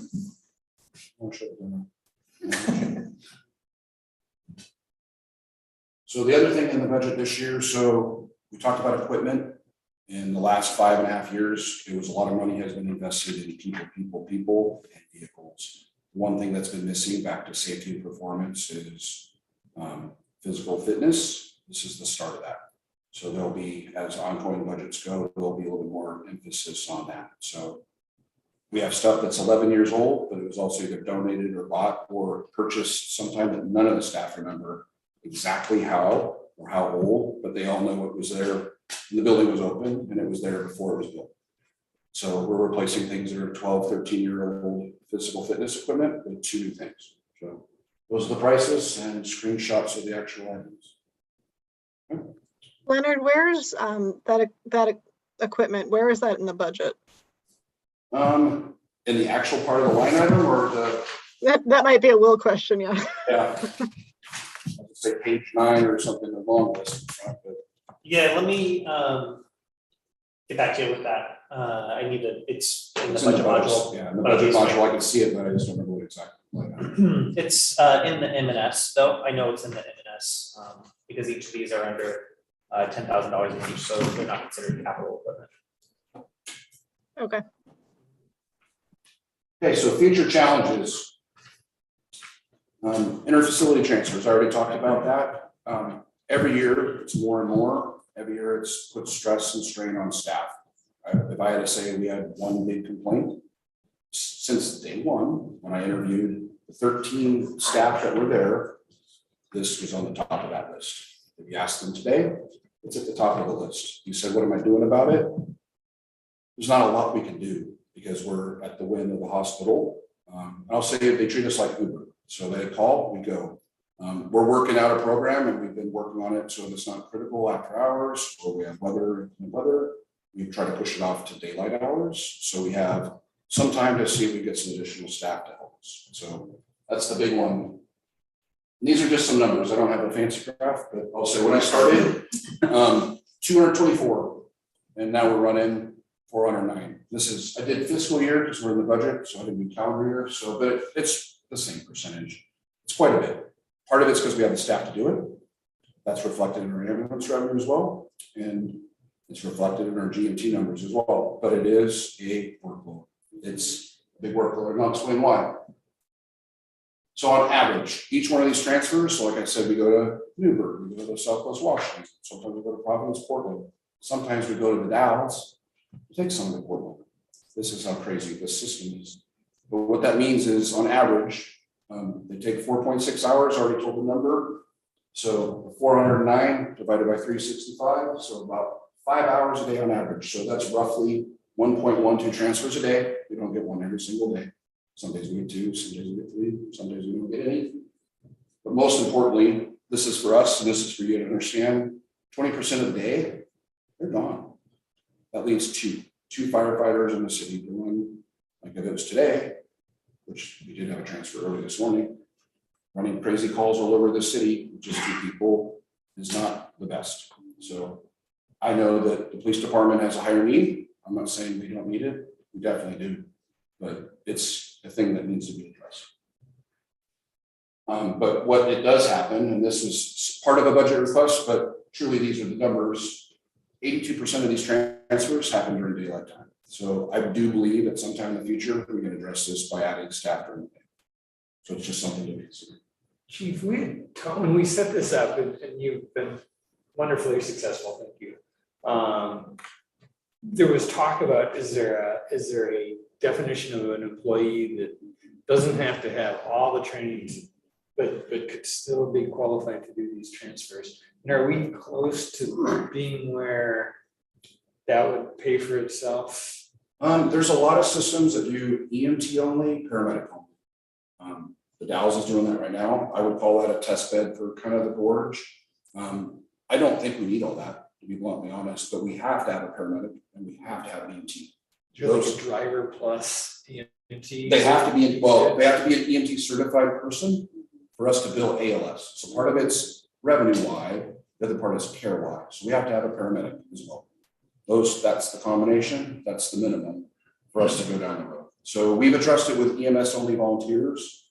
So there are employees across the river that come and help us with transfers, firefighters that are in the county that are willing to help us when they can. So we've done really well, I'll say band-aiding it. And we'll still continue to work this. We don't have the interns like we used to. So not long ago, I would say we had all these interns. We wrote them up in the city flyer. It's been wonderful, but recruiting, keeping, like any other profession, is difficult.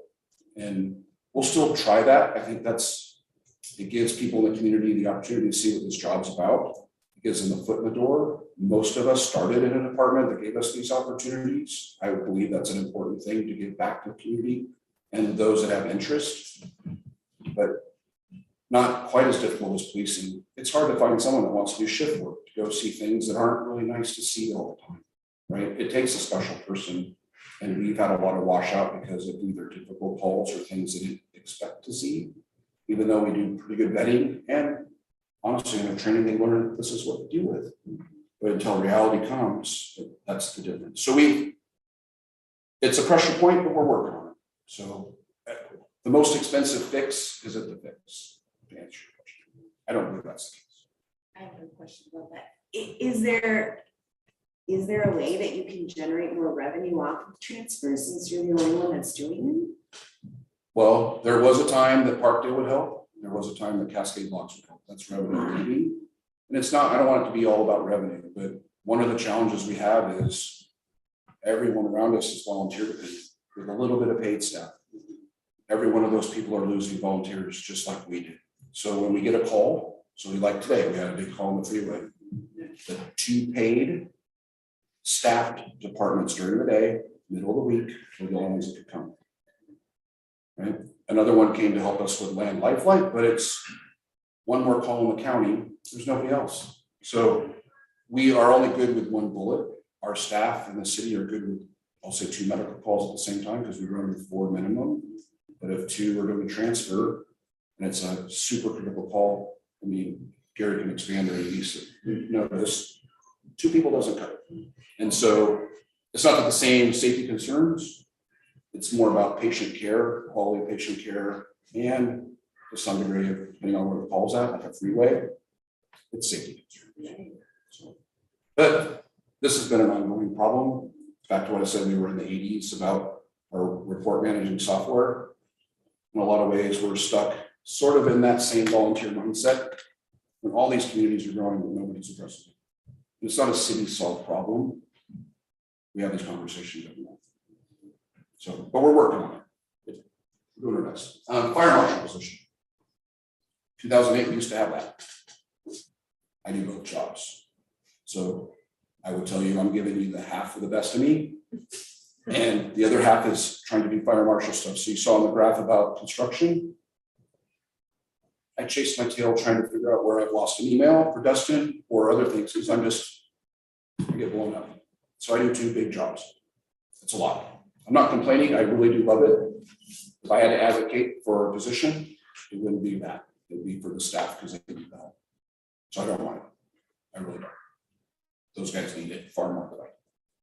But I just want you to be aware of it. So 2008, we're still not there. Can I just ask you for a 30-second definition of what a fire marshal does? I'm not truly trained as a full-blown state fire marshal, but I have one that I work with that works out of Pendleton. But they're the ones that do all the fire life safety reviews, look at sprinkler design, density. We have a large fire, say kayak shed. We're the ones digging through the ashes, looking for cause and determination, working with insurance companies, walking through the city, looking for code violations. I'll just say it's like a fire Marty. And I'm not putting that part on Marty, but Marty is extremely helpful for us too, to be bluntly honest. So he does a lot of fire stuff as well. So it's complicated. It's a 4-year degree and someone that has a lot of experience, not just in operations, but has a true passion in prevention. That's probably the best way to show. Staffing. We too have lost people. So we lost a lieutenant 2 years ago. I'm in the process of losing a firefighter in Portland here shortly. Hiring is a big deal. So it's 4 non-department directors. There's some help from other people, but it's a lot of work to review applications and resumes, and do they have all the little widgets? It's a huge time sink. And we're losing good people, and they're all for different reasons. For these 2 people, it's just opportunity. It's a bigger organization, a lot more growth.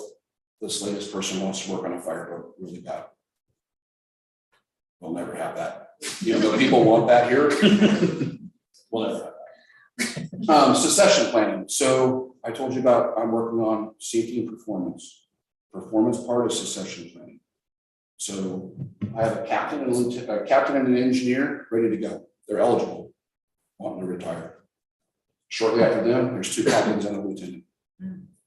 So in a small organization where you don't have a lot of bandwidth, that's a lot of experience that walks out the door. So we're working on a lot of training opportunities to give those company officers or wannabe company officers those opportunities to learn from themselves and also the outside world. When I say that, Portland Fire and Twelve Valley, also the Metro has a fire academy for officers. So we send people there to all sorts of different things. So our training budget reflects that. We don't go too crazy, but trying to give those people all the opportunity to be successful. So this is, we're gonna have 3 new hires in this year to replace the boat guy and the No, retirees. right now, just one new hire that's I'm working on right now, should be onboarded in July. The Secession Planning is what's coming. So I don't do a really good job because I think we just have enough bandwidth to deal with it here now. But this one's a big We're a important thing. firefighter. Well, that's part of it, but also I don't have the time. I would love to say I have the time. But this one is so important because it has to do with people that are out there making decisions, kind of on behalf of me, on behalf of you. There's not a lot of backup. So if they have a phone, you call me. It works really well. But when you're dealing with people or having problems, or even like the kayak shed, I don't see that kind of fire. I've seen it a handful of times, but those are the things, trying to get them ready, but not just dealing with incidents, dealing with people, are most expensive and important resources. So how they become good managers. So that's it. That's a question. Do you still do the program out of the high school where you're having high school students that are coming, learning and all of that? So because of COVID, it's been hard to recruit. So this is a high school, I'll call it like a mentorship program. Very popular in the county. That's where they get their, I'll say, starter volunteers. We get them, I'll say every other year. There'll be someone within the city, because they have to be within the city limits at school, that want to do it. But we do get them to come to ride with us because they want EMS runs, one other calls, not just waiting for a call that happens in the county. So we spend a lot of time with them as well. So yeah. I just got one question. Sure. On the goals, number 4, develop processes and policies to manage vulnerable populations and high 911 utilization. And I would say that would be repeat offenders, so to speak. Is that what do you, I'm not sure what that means. So the word is community risk reduction. So it could be from, let's say, a care facility that we go to quite a bit for falls. Oh, okay. But so I'm working with Jonathan at some point, because we have this new record management system. I didn't want to just start rolling it. So if you remember, there was a time I gave you guys heat maps, just to kind of show you a little bit where calls are. We have that same issue. We do have issues with fire alarms, say at new hotels, old hotels, and having an understanding of how these calls happen. So if I could reduce those incidents, whether it's change a detector, have someone do a maintenance of the system, it doesn't take them out of service to run on a low acuity call, keep them available for the fire. Oh, yeah, that'd be a great idea. So that's part of it, but it's also working with our CCOs and trying to figure out where we have people in the populations or those that are let go of hospitals maybe a little early, that we don't have readmittance. These are things that I know Gary's familiar with, and I'm at too. That's the next step, assuming we have the bandwidth to do that sort of thing. That's really just to remove some of those things that we go on all the time and be available or have training or other time spent towards other things that are more important. Yeah. Not saying that's not important, but if we can remove some Right. background noise, so to speak, and concentrate on things that are important. Any other questions? Thank you guys for your time. Thank you.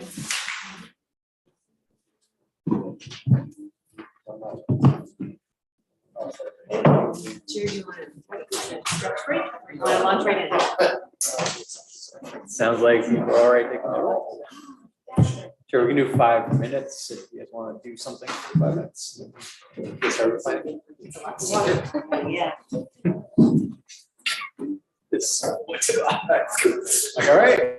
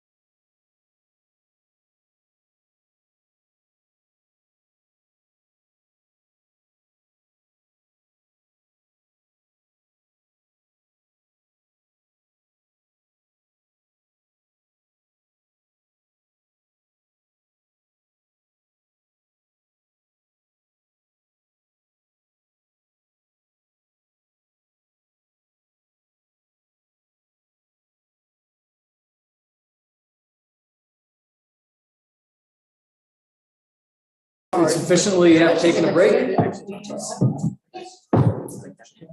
All right, we'll reconvene and move on. Thank you, Ready? Mr. Chair, members, you've now gone from the hero part of this presentation, and they've left me 10 minutes to do this, so. I feel like it's karma though, there's a little bit of karma. You all hear from me all the time during meetings, and I feel like it's a lot of airtime, so this is intentionally brief. I have a couple key things that I'd like to share. Again, we are all together typically routinely, so I think you get a good, pretty high profile operation in the planning world. And I think we have a great relationship with you, and I think you have a lot of access to us, so we don't need to belabor this too much. For those of you who aren't exposed to this all the time, I'll give you a quick role and area expertise for the planning department. We handle all the current planning applications. We are the land use approvals for all your subdivisions, all residential development, all commercial, industrial, and permitting reviews. Long range planning, we handle all the master planning processes for transportation system plan, housing needs analysis, strategies, economic opportunities analysis, parks master planning, natural, cultural, historic resource protection, and most importantly, sometimes things like downtown parking is also our expertise. We equip the Heights and urban renewal project with staff expertise. That is really a different trend since 2017 when I joined. I quickly was really shocked at how is planning so disengaged with urban renewal projects. And about a year in, I realized I had absolutely no time or bandwidth to think about urban renewal, other mission critical. So I disengaged to handle the business at hand.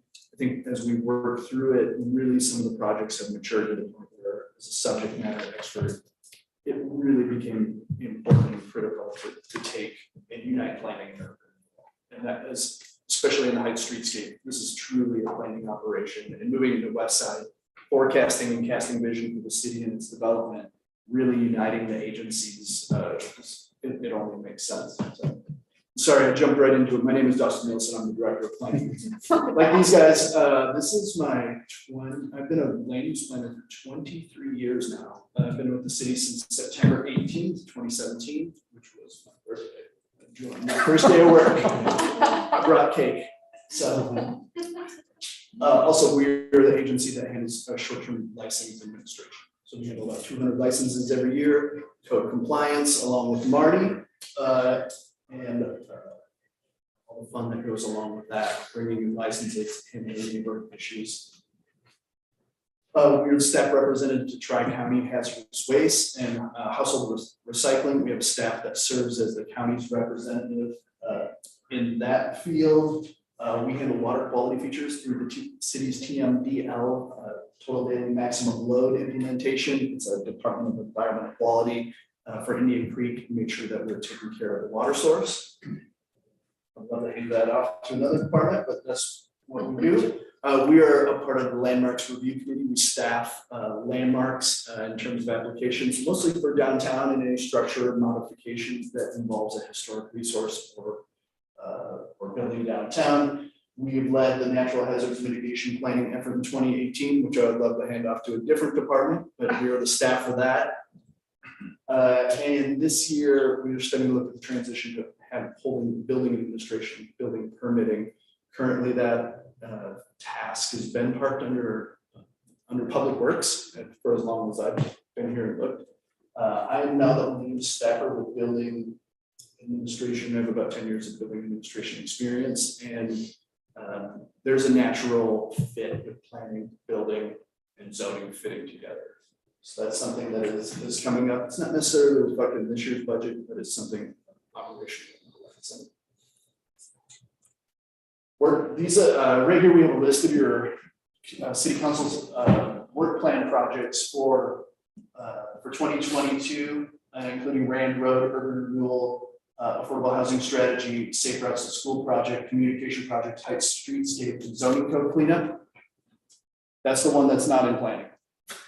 Now, so in terms of high profile location, we are really involved, if not the lead agency, we're in the project management team for all the high profile projects and critical projects for 2022.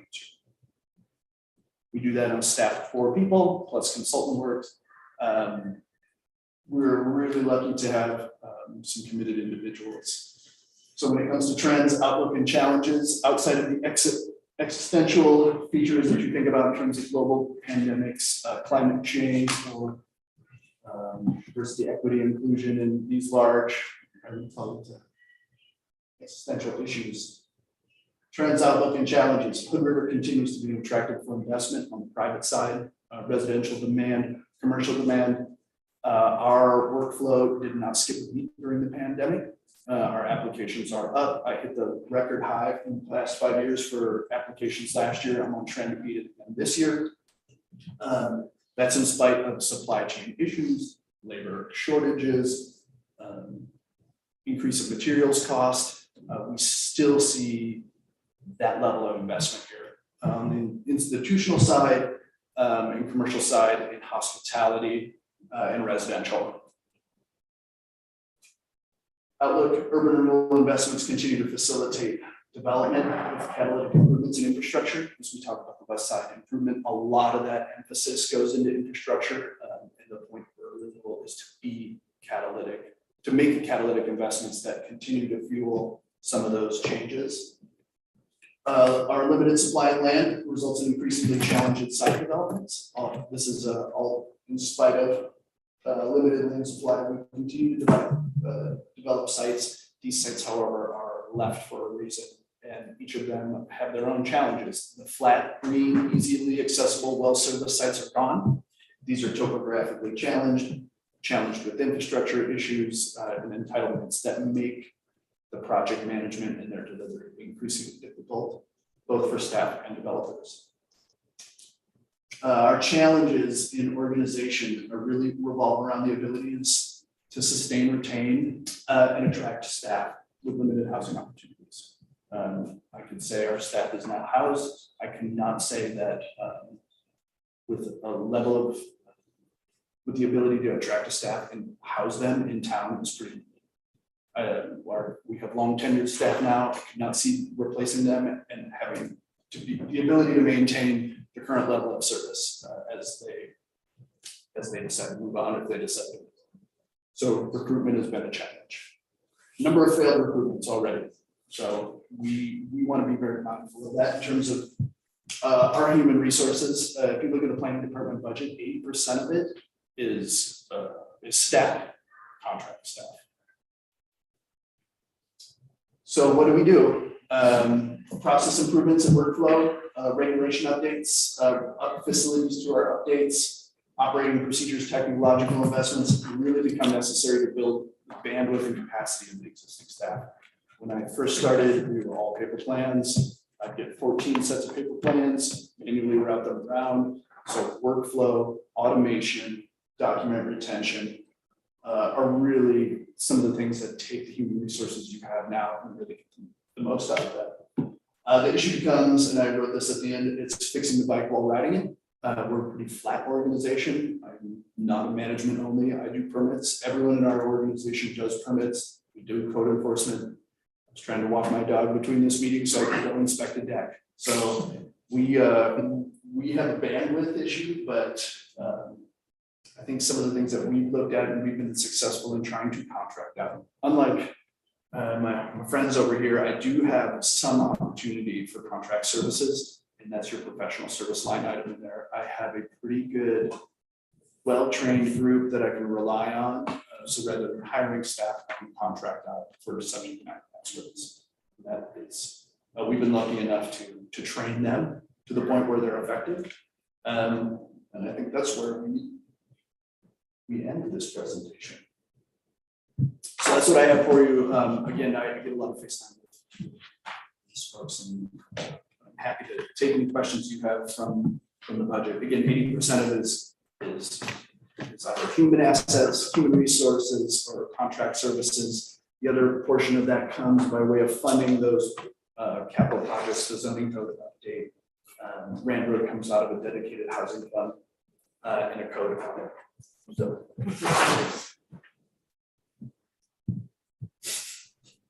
Hi, Dustin.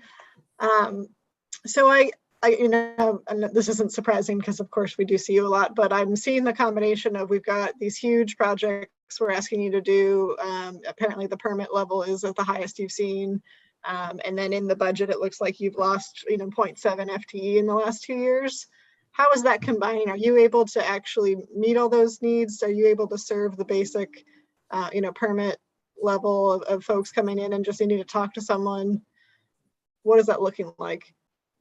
Yeah, so we have full-time staff coverage. It really depends on how fast. So when it comes to the planning department and land use, we have statutory deadlines. We meet those. We get through statutory deadlines. That's not really that's a reflection of lawfully delivering them. It's not necessarily a reflection of how fast we want to deliver them. But we won't be able to sustain it without some technological updates. And I think that's why I put that at the end, is that we need to upgrade our processes and our workflow to continue to stay at the level. Otherwise, we will lose. Are the technology tools to do that in the budget? Yeah, through some of some of the key features is actually today we had electronic document implementation. We have parts of Acela that will probably go through the building code program. Acela is a statewide planning service, or they've developed their service for the state of Oregon. We're looking at how we can better use that system to improve our workflow. That I believe is part of the building, because we pay every single building permit pays a little percentage of that. So it's bringing them online. There's some starting points in there. So but the thing is, it takes time to do that too. I can't spend all the money right away because it will take time to actually do that. And similarly, you have 115K for contract services, and we do lean, the goal setting really leans heavily on some of these consultants. And is that, if we can start doubling stuff up, is that enough for the fiscal year? I guess you guys are saying yes, and I'm just sort of saying here, should it be a little fatter and then we expect to come in lower, or this has a little bit of fat on it? The contract services? Yeah. No, it's I think tuned to exactly what we think we're gonna spend. With the exception of the west side plan implementation, that's a total placeholder appropriation. Just 150K. We haven't had time to. That'll be in the urban renewal budget. Yeah. Yeah. No, well, it's funded out of the general fund now. Can be reimbursed later. Yeah. If I could add to that, I think when you look at this year's budget, that is not the total cost of some of those projects. So the zoning code update, I think, has 20,000 or 50,000 this year, but we think that's a multi-year project that will have additional funds going forward. I guess my question is if we start going, come on, put 2 of the consultants to work, right? Right now to keep the stuff rolling. The question is there bandwidth to manage that? And then the other question is there a bucket to pay for it? So, but yeah, both have to be true, right? So I wonder if that's where you're going with the question. And I think Dustin can back me up on this, is consultants take supervision. They take a lot of supervision. We spent a lot of time with MIG doing the heights work. Did not have to meet with them weekly, review all their work, down to line item edits on memos. So there is a certain maximum capacity that you can add on contract workers onto your staff.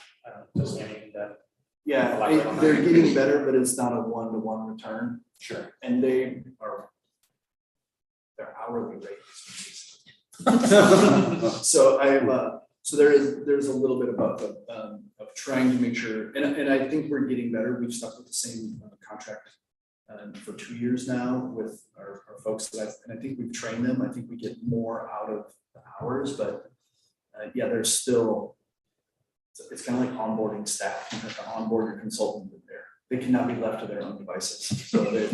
But they're great, and we would be really underwater without them. But I think there's only so much I I can do.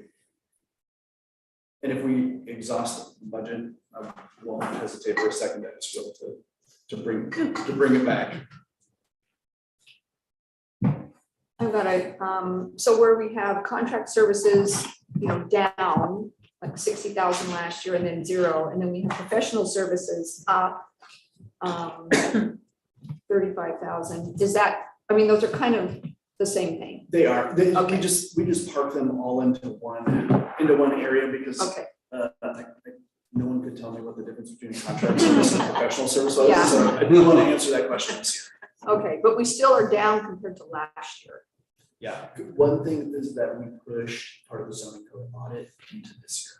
So I didn't actually get to spend it because I didn't have time. I didn't have time to spend it. Oh, okay, all right, I get it.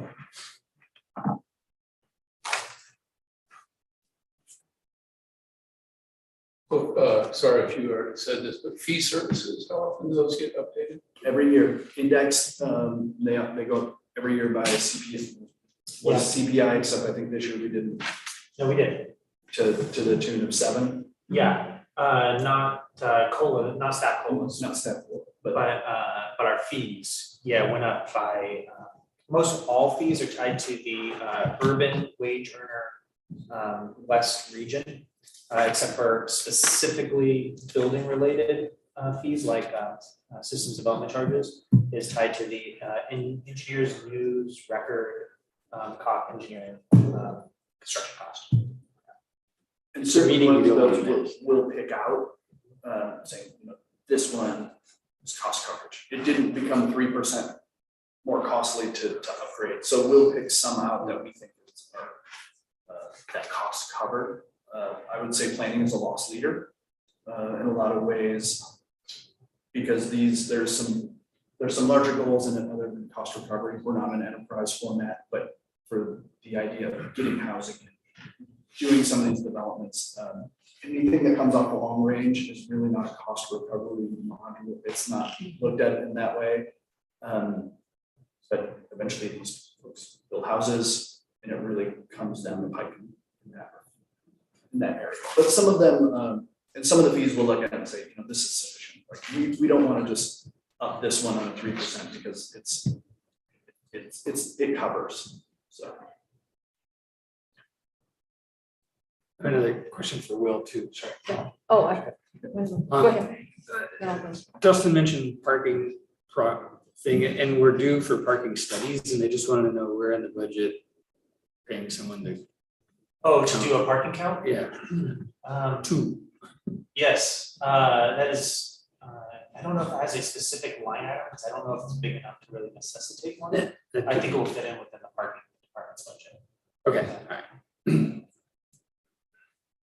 And then on program description, the very last paragraph, additional project funds are requested for consulting assistant to support continued work on Ram Road, get that one. Current application support, but wouldn't that be ongoing current application support? I mean, if our applications are up, it doesn't mean they're gonna go down next year, we aren't gonna have as many. So Well, I'm not sure what. Yeah, it's this year is that I'm looking for. I guess next year would be, we would go back and consider what are range plans and would the staff be able to handle it. So I think part of the reflection is, for a while, we did very little in the way of long range. We had 2 staffers, all they did was applications. Now we've been expanding the scope to look at, housing strategies, look at some more forward-looking plans that just takes the staff bandwidth away.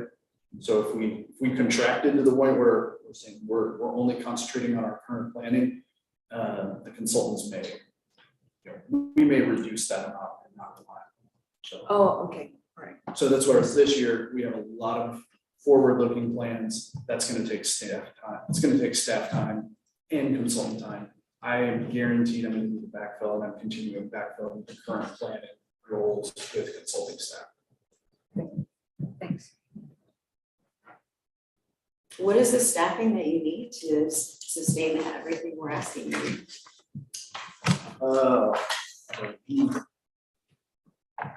It's a tough one. It's a tough, I have 4 right now, plus consultant time, which is they're I wouldn't. They're not gonna give me any more. You push them further, they're gonna give you less.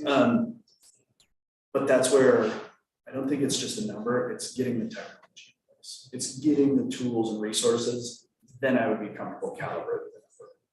I want to be able to say, you know what, we have our GIS system, and our document retention system, and our workflow projects all really dialed up, and the tools that they need to operate in the modern world, before I give you a number. I mean, and it really depends on the mission. Like, how far does the mission of this organization go? Do you want to be housing? Do you want to be in the housing development world? Do you want to be in the parks master planning world? How often do you want to update your TSP? That really drives how much bandwidth you need. If you're working on permits, you're working on the plans you have, and you're not being aggressive in moving those things forward, we can get that forward. But if we, you know, that will lead you to the place where we are now, where we're looking at our plans. These are outdated, and we need to get in front of this because we're not planning. We'll be in the reaction and zoning department. Right. But what I'm hearing you say is you're looking to improve efficiency before you start building the team, which I hear, but we all have, it's on our plan that we want more equitable housing solutions, and that's not gonna stop. So yeah, what is it gonna take staffing wise to sustain that work as it is a priority? Well, let me see. Let me see after this year. And once you get that code, I mean, even the code isn't gonna be done this year, there's just gonna be some money for that. But I think that code is gonna help a lot once we get that code figured out, because it's so antiquated, and, you know, it gives you guys so many headaches when you're trying to get through these applications, and it gives the builders headaches too. So I think it will help your flow once that gets done by quite a bit. And you'll have questions, council is going to have questions that it will need to answer at that time, saying how much touch and how much energy each of these things take. You know, when a business changes from a retail storefront to a restaurant downtown, do you want to take it through a land use process? Because, you know, Vogue Winery, it was a hair salon, it turned to a winery. That was a land use process. Are those, we start looking at what is consequential, what do we want to give effort and time to? That will also determine how much energy these things take. You know, we want to be transparent, but if you're maximum transparent and maximum discretion on everything becomes, you know, you have to acknowledge that takes bandwidth, that takes time. So it's not only the code, you know, the code says, I'm going to take a vote through a publicly noticed land use process and give everyone an opportunity to speak to it, even though they may not build one brick outside, they may put up a sign. It's just a matter of understanding the consequences of your code and how much resources go into administering it. Sorry, that's probably a side note, but No. that's a forecast of your zoning code audit coming up this year. Yeah. Anything else? We can bring your chief back up. He ran on my computer battery here.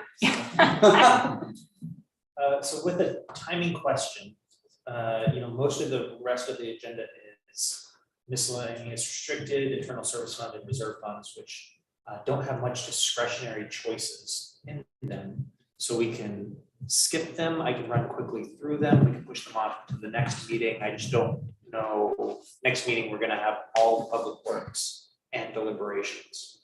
I'm comfortable powering on. We took a break. Good. Okay. Well, I'll finish up the general fund. Thank you all. Thank you. And this is, this is the presentation portion of the meeting. This is gonna be mostly just let's go to that page. I'll say a couple of bullet points, and then if there's questions, if not, move on.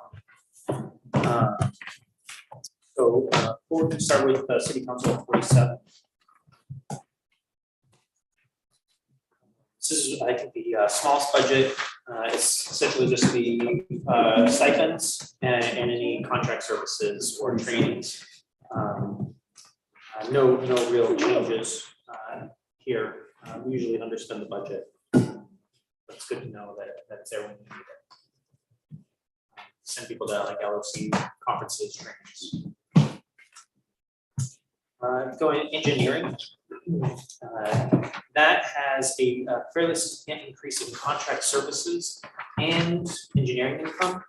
That's not really a new program, it's really budgeting for the activity that we're actually seeing. So in the current fiscal year that we're in, the estimates to close, both revenue and contract expenditures are far exceeding budget.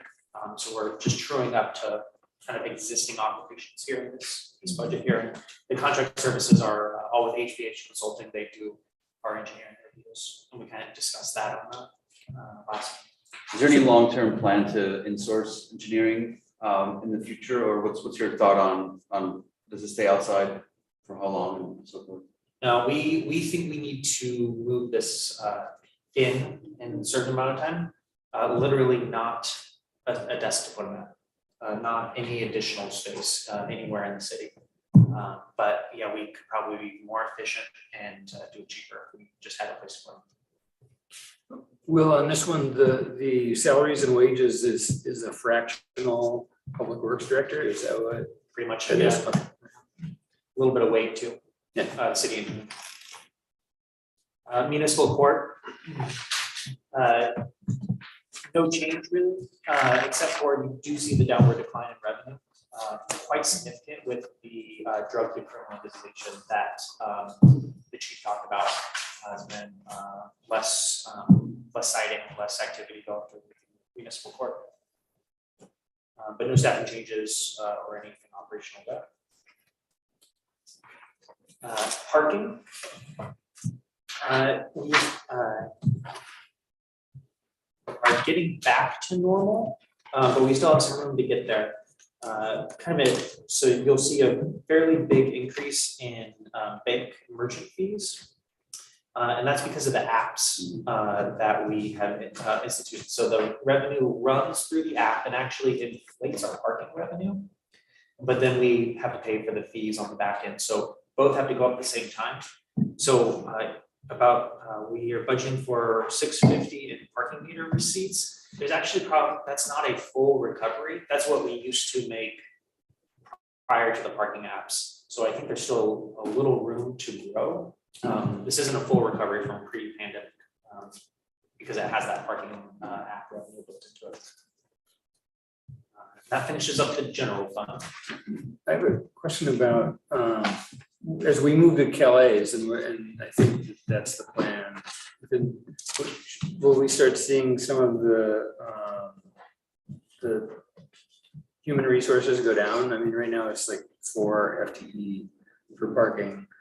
Yeah, we might need to reevaluate that. But maybe the next year. Yeah, and so parking is just a bunch of slivers of people. Yeah, I saw that. So really what it'd probably be is saying, hey, that person's really they're not spending as much time emptying parking meters. They're really spending their time on roads and parks. And so let's reallocate them in spreadsheet. Our bank and merchant fees on those apps are over 10%. So we just did an analysis on that. I'm gonna look at Monica in the back for about with the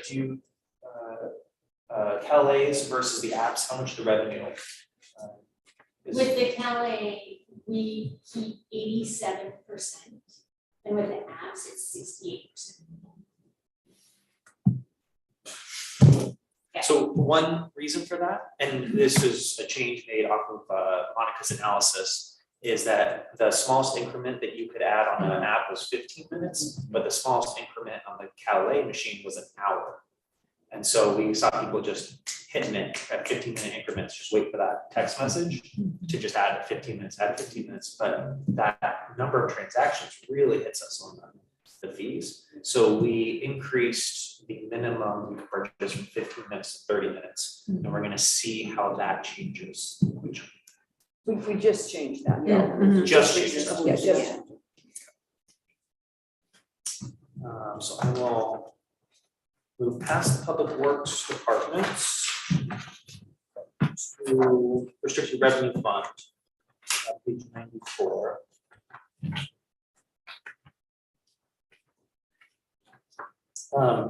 So these are all the monies that are dedicated to specific uses, either by state law, municipal code, or contract. So we cannot say use this for a new firefighter or a new planner. The building program, though, will be moved to underneath the planning director's responsibility. So right here, we have Director of Public Works is being changed to Director of Planning. Those fees are generally dictated by the state, usually come in about $300,000 a year, unless we have a big development like One Community Health or something like that, we'll bounce it up. So what we really have to do is when those things come in, those big projects with that holds us through the lean times. And so we try to carry a good balance in that fund. For local improvement districts, that is just the remaining trickling assessments for the State Street improvements and the local improvement assessments on all the property owners that have budgeted. We only have a few remaining property owners that we need to collect from. And that will be transferred right through the city who collects it, will go right to the Columbia Cascade district, urban renewal district that paid for those projects. So, Will, we talked about LIDs being a tool we can use for, neighborhood sidewalks or XYZ kind of stuff. What are the budgetary implications of us using that tool more often? Do we need to build a bucket so that we can even do it? No, because that would be something we can do as supplemental budget for. Anything unforeseen at budget adoption, you can do a supplemental budget. So I just want to make sure we have tools in place here in case we get to it. Yeah, that tool is in place in the municipal code. So if you implement an LID and that's new revenue in that year, then we could appropriate it through supplemental budget. Did you mean, do we have like the staff capacity to develop? No, for today, I just want to make sure that we have the buckets in place in case we have this staff capacity to use it. So. Next is just small grants, and it's a little sub fund where we just hold. Sometimes we'll get little bits of money, like someone donates money for planting trees, and if that went into the general fund, it would get subsumed and lost, and no one would ever remember that it ever went in there. So this is a place where people give us small amounts of money, and they wanted to go for a specific purpose, like the brick program out by Stratton Gardens. Things like that. It's just a place to hold it away from all that other activity that goes on in the general fund. Well, so I saw in there's some leftover money for wayfinding signs. Is that something, assuming urban renewal is going to do some signage this year, is that something we could spend down and get rid of? Or yeah, we could marry some of this. I've been trying to use some of, we got brick money left over for maintenance of Stratton Gardens. It's a little bit of a bit of remembering to charge things to this, but yes. Okay, I guess, I don't know what the value is, but is it better to get rid of these? Do you have to track them? Yes, I would like to get rid of it. It's a little $8,000 from a lot of different little places. Yeah. Right. But also not the highest priority. Doesn't keep me up at night. Fire GO bond was passed in 2009, built the current fire station, purchased some of those expensive apparatus we were just talking about, and it was paid off for this fiscal year. So everyone, all else held equal, will see their taxes go down by about 70 cents per thousand next tax year.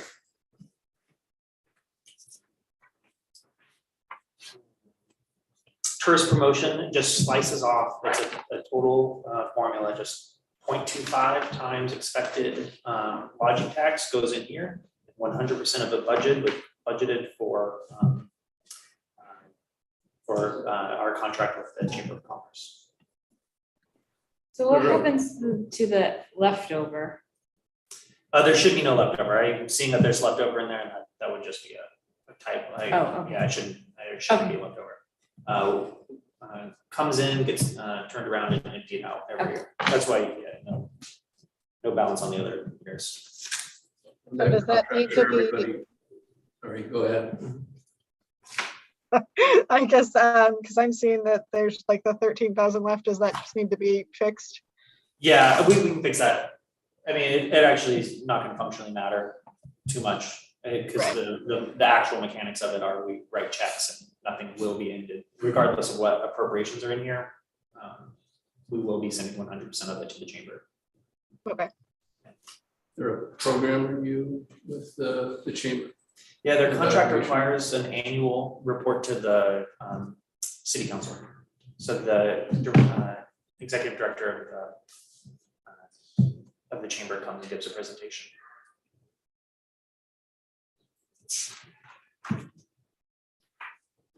Next is construction excise tax. This was adopted in 2016 and 2017.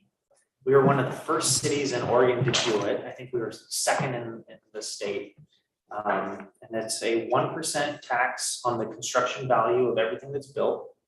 And it goes through a formula that's written there on page 107 about what it needs to be programmed into. 15% of what's derived from residential developments pass through straight for down payment assistance managed by the state Housing and Community Services Department. That's by law.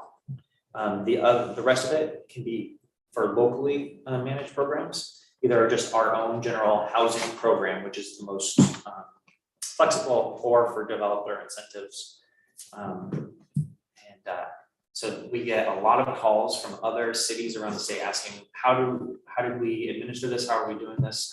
Have you spent the money? Were you able to find a way to spend the money? And I'm always very excited to tell them we've spent 180% of the money we received. And it's because we borrowed against it to buy 780 Grand Road. So this is all tied up on debt service right now. Because we've even utilized more than we've even received in order to buy that 7 acres that we're building affordable housing on. All right, Will. I have one other question. And maybe this is a timing thing of if we're gonna need to provide any incentive to Rand Road in addition to what we've already done, have we allocated enough in this budget, or do we want more in like contingency? Well, if we need to, it won't probably be in this fiscal year that we're planning for right now. Probably be in later ones. Okay. But, there may be others like general fund or going to the county. There's a lot of other buckets I would tap for this, because I think we have too many outstanding debt payments ahead of us to not keep a really good fund balance in the CET right now. Okay, thank you.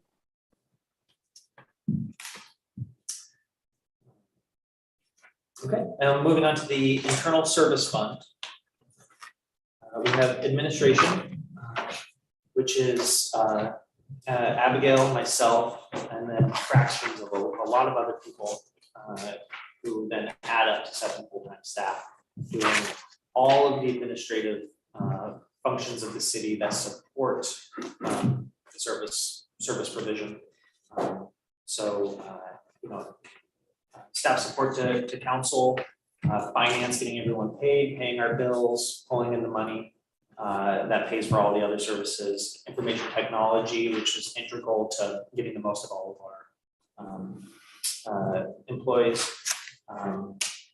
The cost for all this is line items in all the operational departments. So as we've been moving through the general fund, you'll see a little line item that says administrative overhead. That's all going into this sub-fund in the internal service fund. The charge for services to all the other departments across the city is unchanged from the last fiscal year. It's 1.385 million, which is about on the graph there 4.1%, basically charged for administrative overhead. The reason why that didn't change is we got through a very expensive server and switch project this year. And next year we have the telephone system as our major capital project, and that's going to be far less expensive. So we didn't need to charge as much money to all the other departments. No, other than those IT projects, no major changes from one year to the next in this department.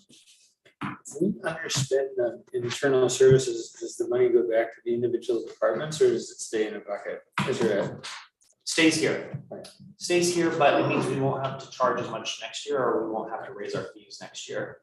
Yeah, the goal is to operate without any element of profit or loss. That's kind of the state. That's the lingo for an internal service fund. Next is the fleet and large equipment. That is charged, I'll maybe just do it quick. Well, can I ask a question? Did we used to have janitorial in-house? Because I know those costs, janitorial had gone up a lot. Thank you for bringing that up. Yeah, that's another one that's not a new program. It's similar to engineering. It's accommodating our existing contract. We weren't able to keep the same vendor as we had during COVID, and we switched from Columbia Gorge custodial to Pure Gorge, and the costs just about tripled. And so that's what we have been paying for about the last year and a half, but unbudgeted. It was just being sort of shoehorned into existing appropriations, and this budget sets it as permanent. Okay. But so I would, I've reached out to the community college and to the Parks District multiple times to see if there would ever be any interest in sharing a position, or for us contracting with them, some of the entities that already have custodial. Haven't been able to work with anything else so far, but I would love to do that someday. Would it be cheaper to bring the services in-house and just have staff? I don't know if it's a full-time position, and it's and the hours of it are really the problem, is because they need to open up the bathrooms early in the morning and close them late at night. And so you couldn't have one person have enough coverage for that schedule. Yeah, because they don't only do city offices, they also do a lot of work with the parks.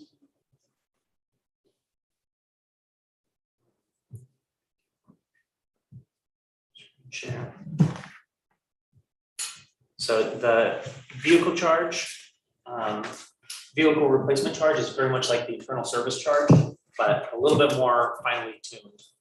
And it's our estimate of future vehicle cost, and that, as we've seen with some of our fire apparatus, when that's really far out, it becomes harder to project, but we do our best. Minus what we think we can sell that vehicle for, which is the net vehicle cost, divided by its useful life. So it becomes a straight line payment for every vehicle. And then that charge is then also minus any earnings on the fund, which then is credited back and reduces everyone's charge. So in that way, instead of borrowing and us paying interest, we're saving and retaining interest. And then there's additionally on top of that, a maintenance charge, which is the city mechanic, their materials and supplies. We have one mechanic over the net vehicle cost. So a big expensive vehicle will get more mechanics charges than a cheap vehicle. Fire vehicles are exempt because our city mechanic doesn't have the certification to work on fire vehicles. They have to go to Gresham, so they do not get this charge. Those together equal the equipment charge. And the spreadsheet equals something like this. But the really cool thing about it, and I'm sure many people have heard me talk about this, but I just get excited about it, is every vehicle is somewhere between zero. When we buy it, we've put away no dollars. When we go to get its replacement, we've saved its full replacement cost. So we have 50, 60 vehicles that are somewhere between $1 saved and their entire cost saved. And so on average, we're going to be about 40 to 60% of the value of our vehicles sitting in cash. And it's completely forecastable because we're choosing when we're buying and selling. So we know to precise certainty when the cash flows in and out are gonna be, so we can borrow against this fund. And you'll see when we get into public works, there are multiple interfund loans borrowed against this fund that then we'll pay back into this fund with the money being there right when we need it to get that, very large fire vehicle purchase or tractor truck or whatnot. But in the interim, we're saving no bonds, we're not paying outside counsel, we're not drafting up legal documents, we're not spending time with bankers, and we're keeping all of the earnings and interest in the city. How have you handled the current inflationary environment with those longer term plans? Yeah, I've upped it. I think I upped it 0.5% this year, and I will continue to up it. But let me share actually a graph that I wanted to share the first day. Just want to keep it on my desktop because I like watching it so much. But I'll share it for everyone else. So this is the St. Louis Fed has a ton of economic data. They're a great source, but if you can take the break even between what a inflation projected treasury is yielding versus what a non-inflation projected treasury, basically a nominal treasury, and find exactly what the market is thinking inflation is going to be over the next 10 years. And this is what it's done. And it's gone up over time, but all market participants all over the globe, everyone who's trading US securities is saying, I'm going to bet that inflation over the next 10 years is 3%. And a lot of that is knowing that the Fed holds some levers on that. So while we have 8% today, I'm fairly confident that it's going to, over the long term, get back to 3%. And so I don't want to adjust in the model a big jump, a big swing one way or the other. But I did do a little 0.5% inflation boost, and I'll continue to tweak that. Maybe 2 years, but beyond 2 years, you're flat. Right. Yep. And so many of our vehicles are 5, 6, 8, 10 years out. So, we keep our fire vehicles for 20 years at a time.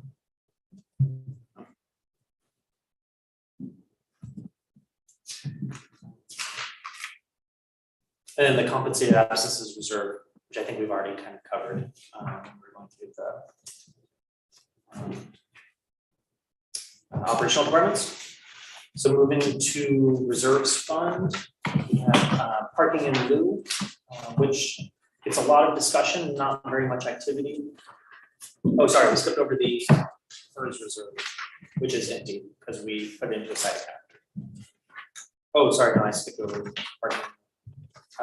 So if any businesses in the business developments in the business district can pay to avoid their parking requirements, it goes in here, segregated away from the general fund for parking investments. Hold on a second, you went from compensated absences to parking, but now you're somewhere else on the lots. Oh, You're yeah, still let me on give you this a one? page number 129. Okay.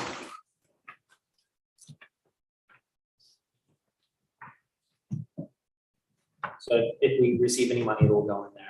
We'll save it for a future parking investment. Since we redid that, nothing, still. No, what up to $1,300? Oh, today. Today. It actually, it has resulted in more people using it, both. Yeah, today somebody paid because it's actually charged for the time of building permit. Oh. So typically the adjustment went in, you apply it against buildings going through entitlement, and it takes a little lag time for that to shake out, but it's pretty instrumental for the unit development that relied on it as a conditional approval. The one that just went through was a site plan approval that was 4 multifamily units that went through and they paid today, so it probably doesn't reflect on that, but it has been well received, or better received. It's working. Better Than what we have. Okay. Well, we'll lose All right, it's $5,000 working a for little bit. 5 years. I mean, it didn't move, yeah. Yeah, there's one sucker out there that actually paid this.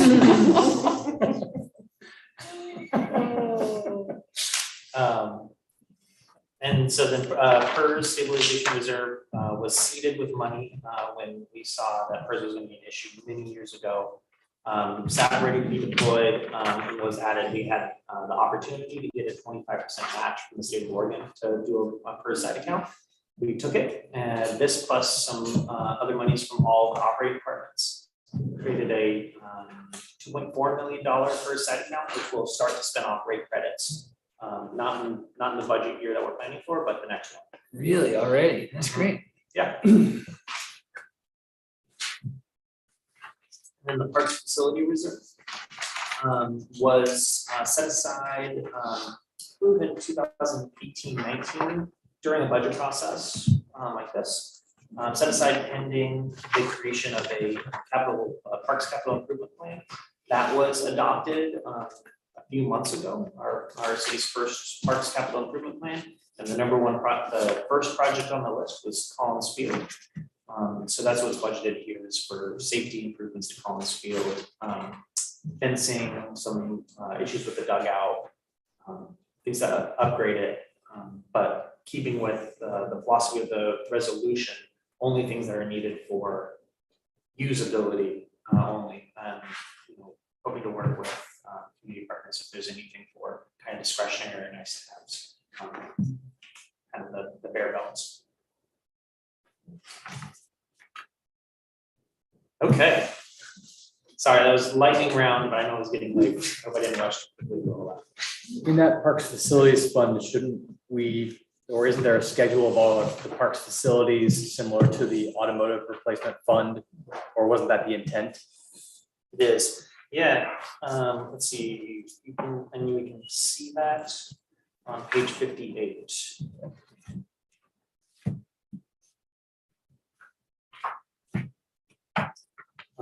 You'll see parks is on the top, and you have $85,000 in FY 22-23, and then about 85 or so for the next few years.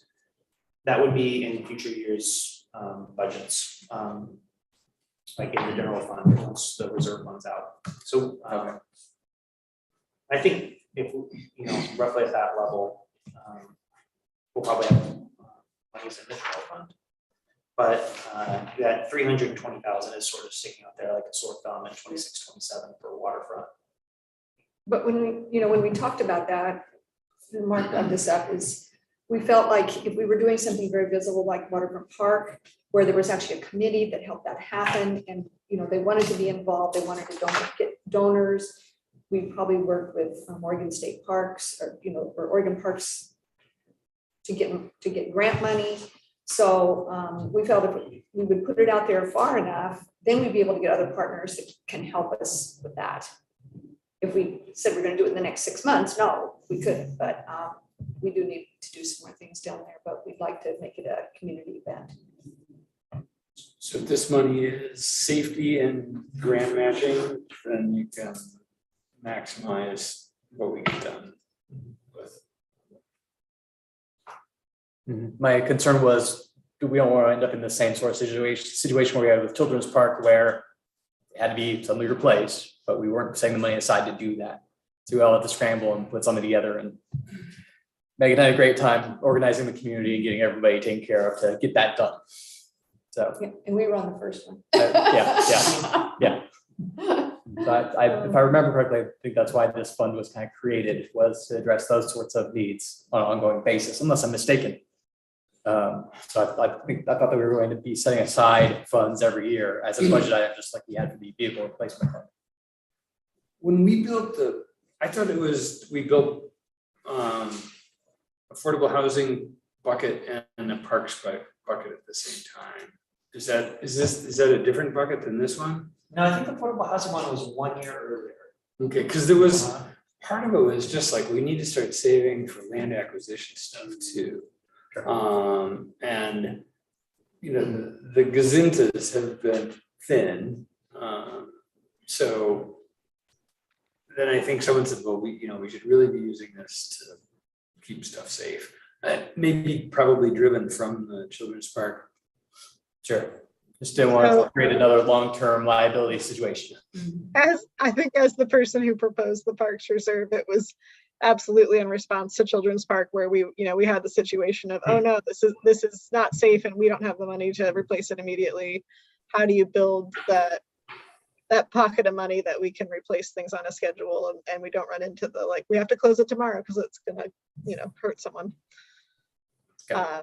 And I think that's the part we haven't ever figured out, is how do you sustainably fund this reserve, given it doesn't have utility fees like our other, capital projects. And I don't have the answer to that.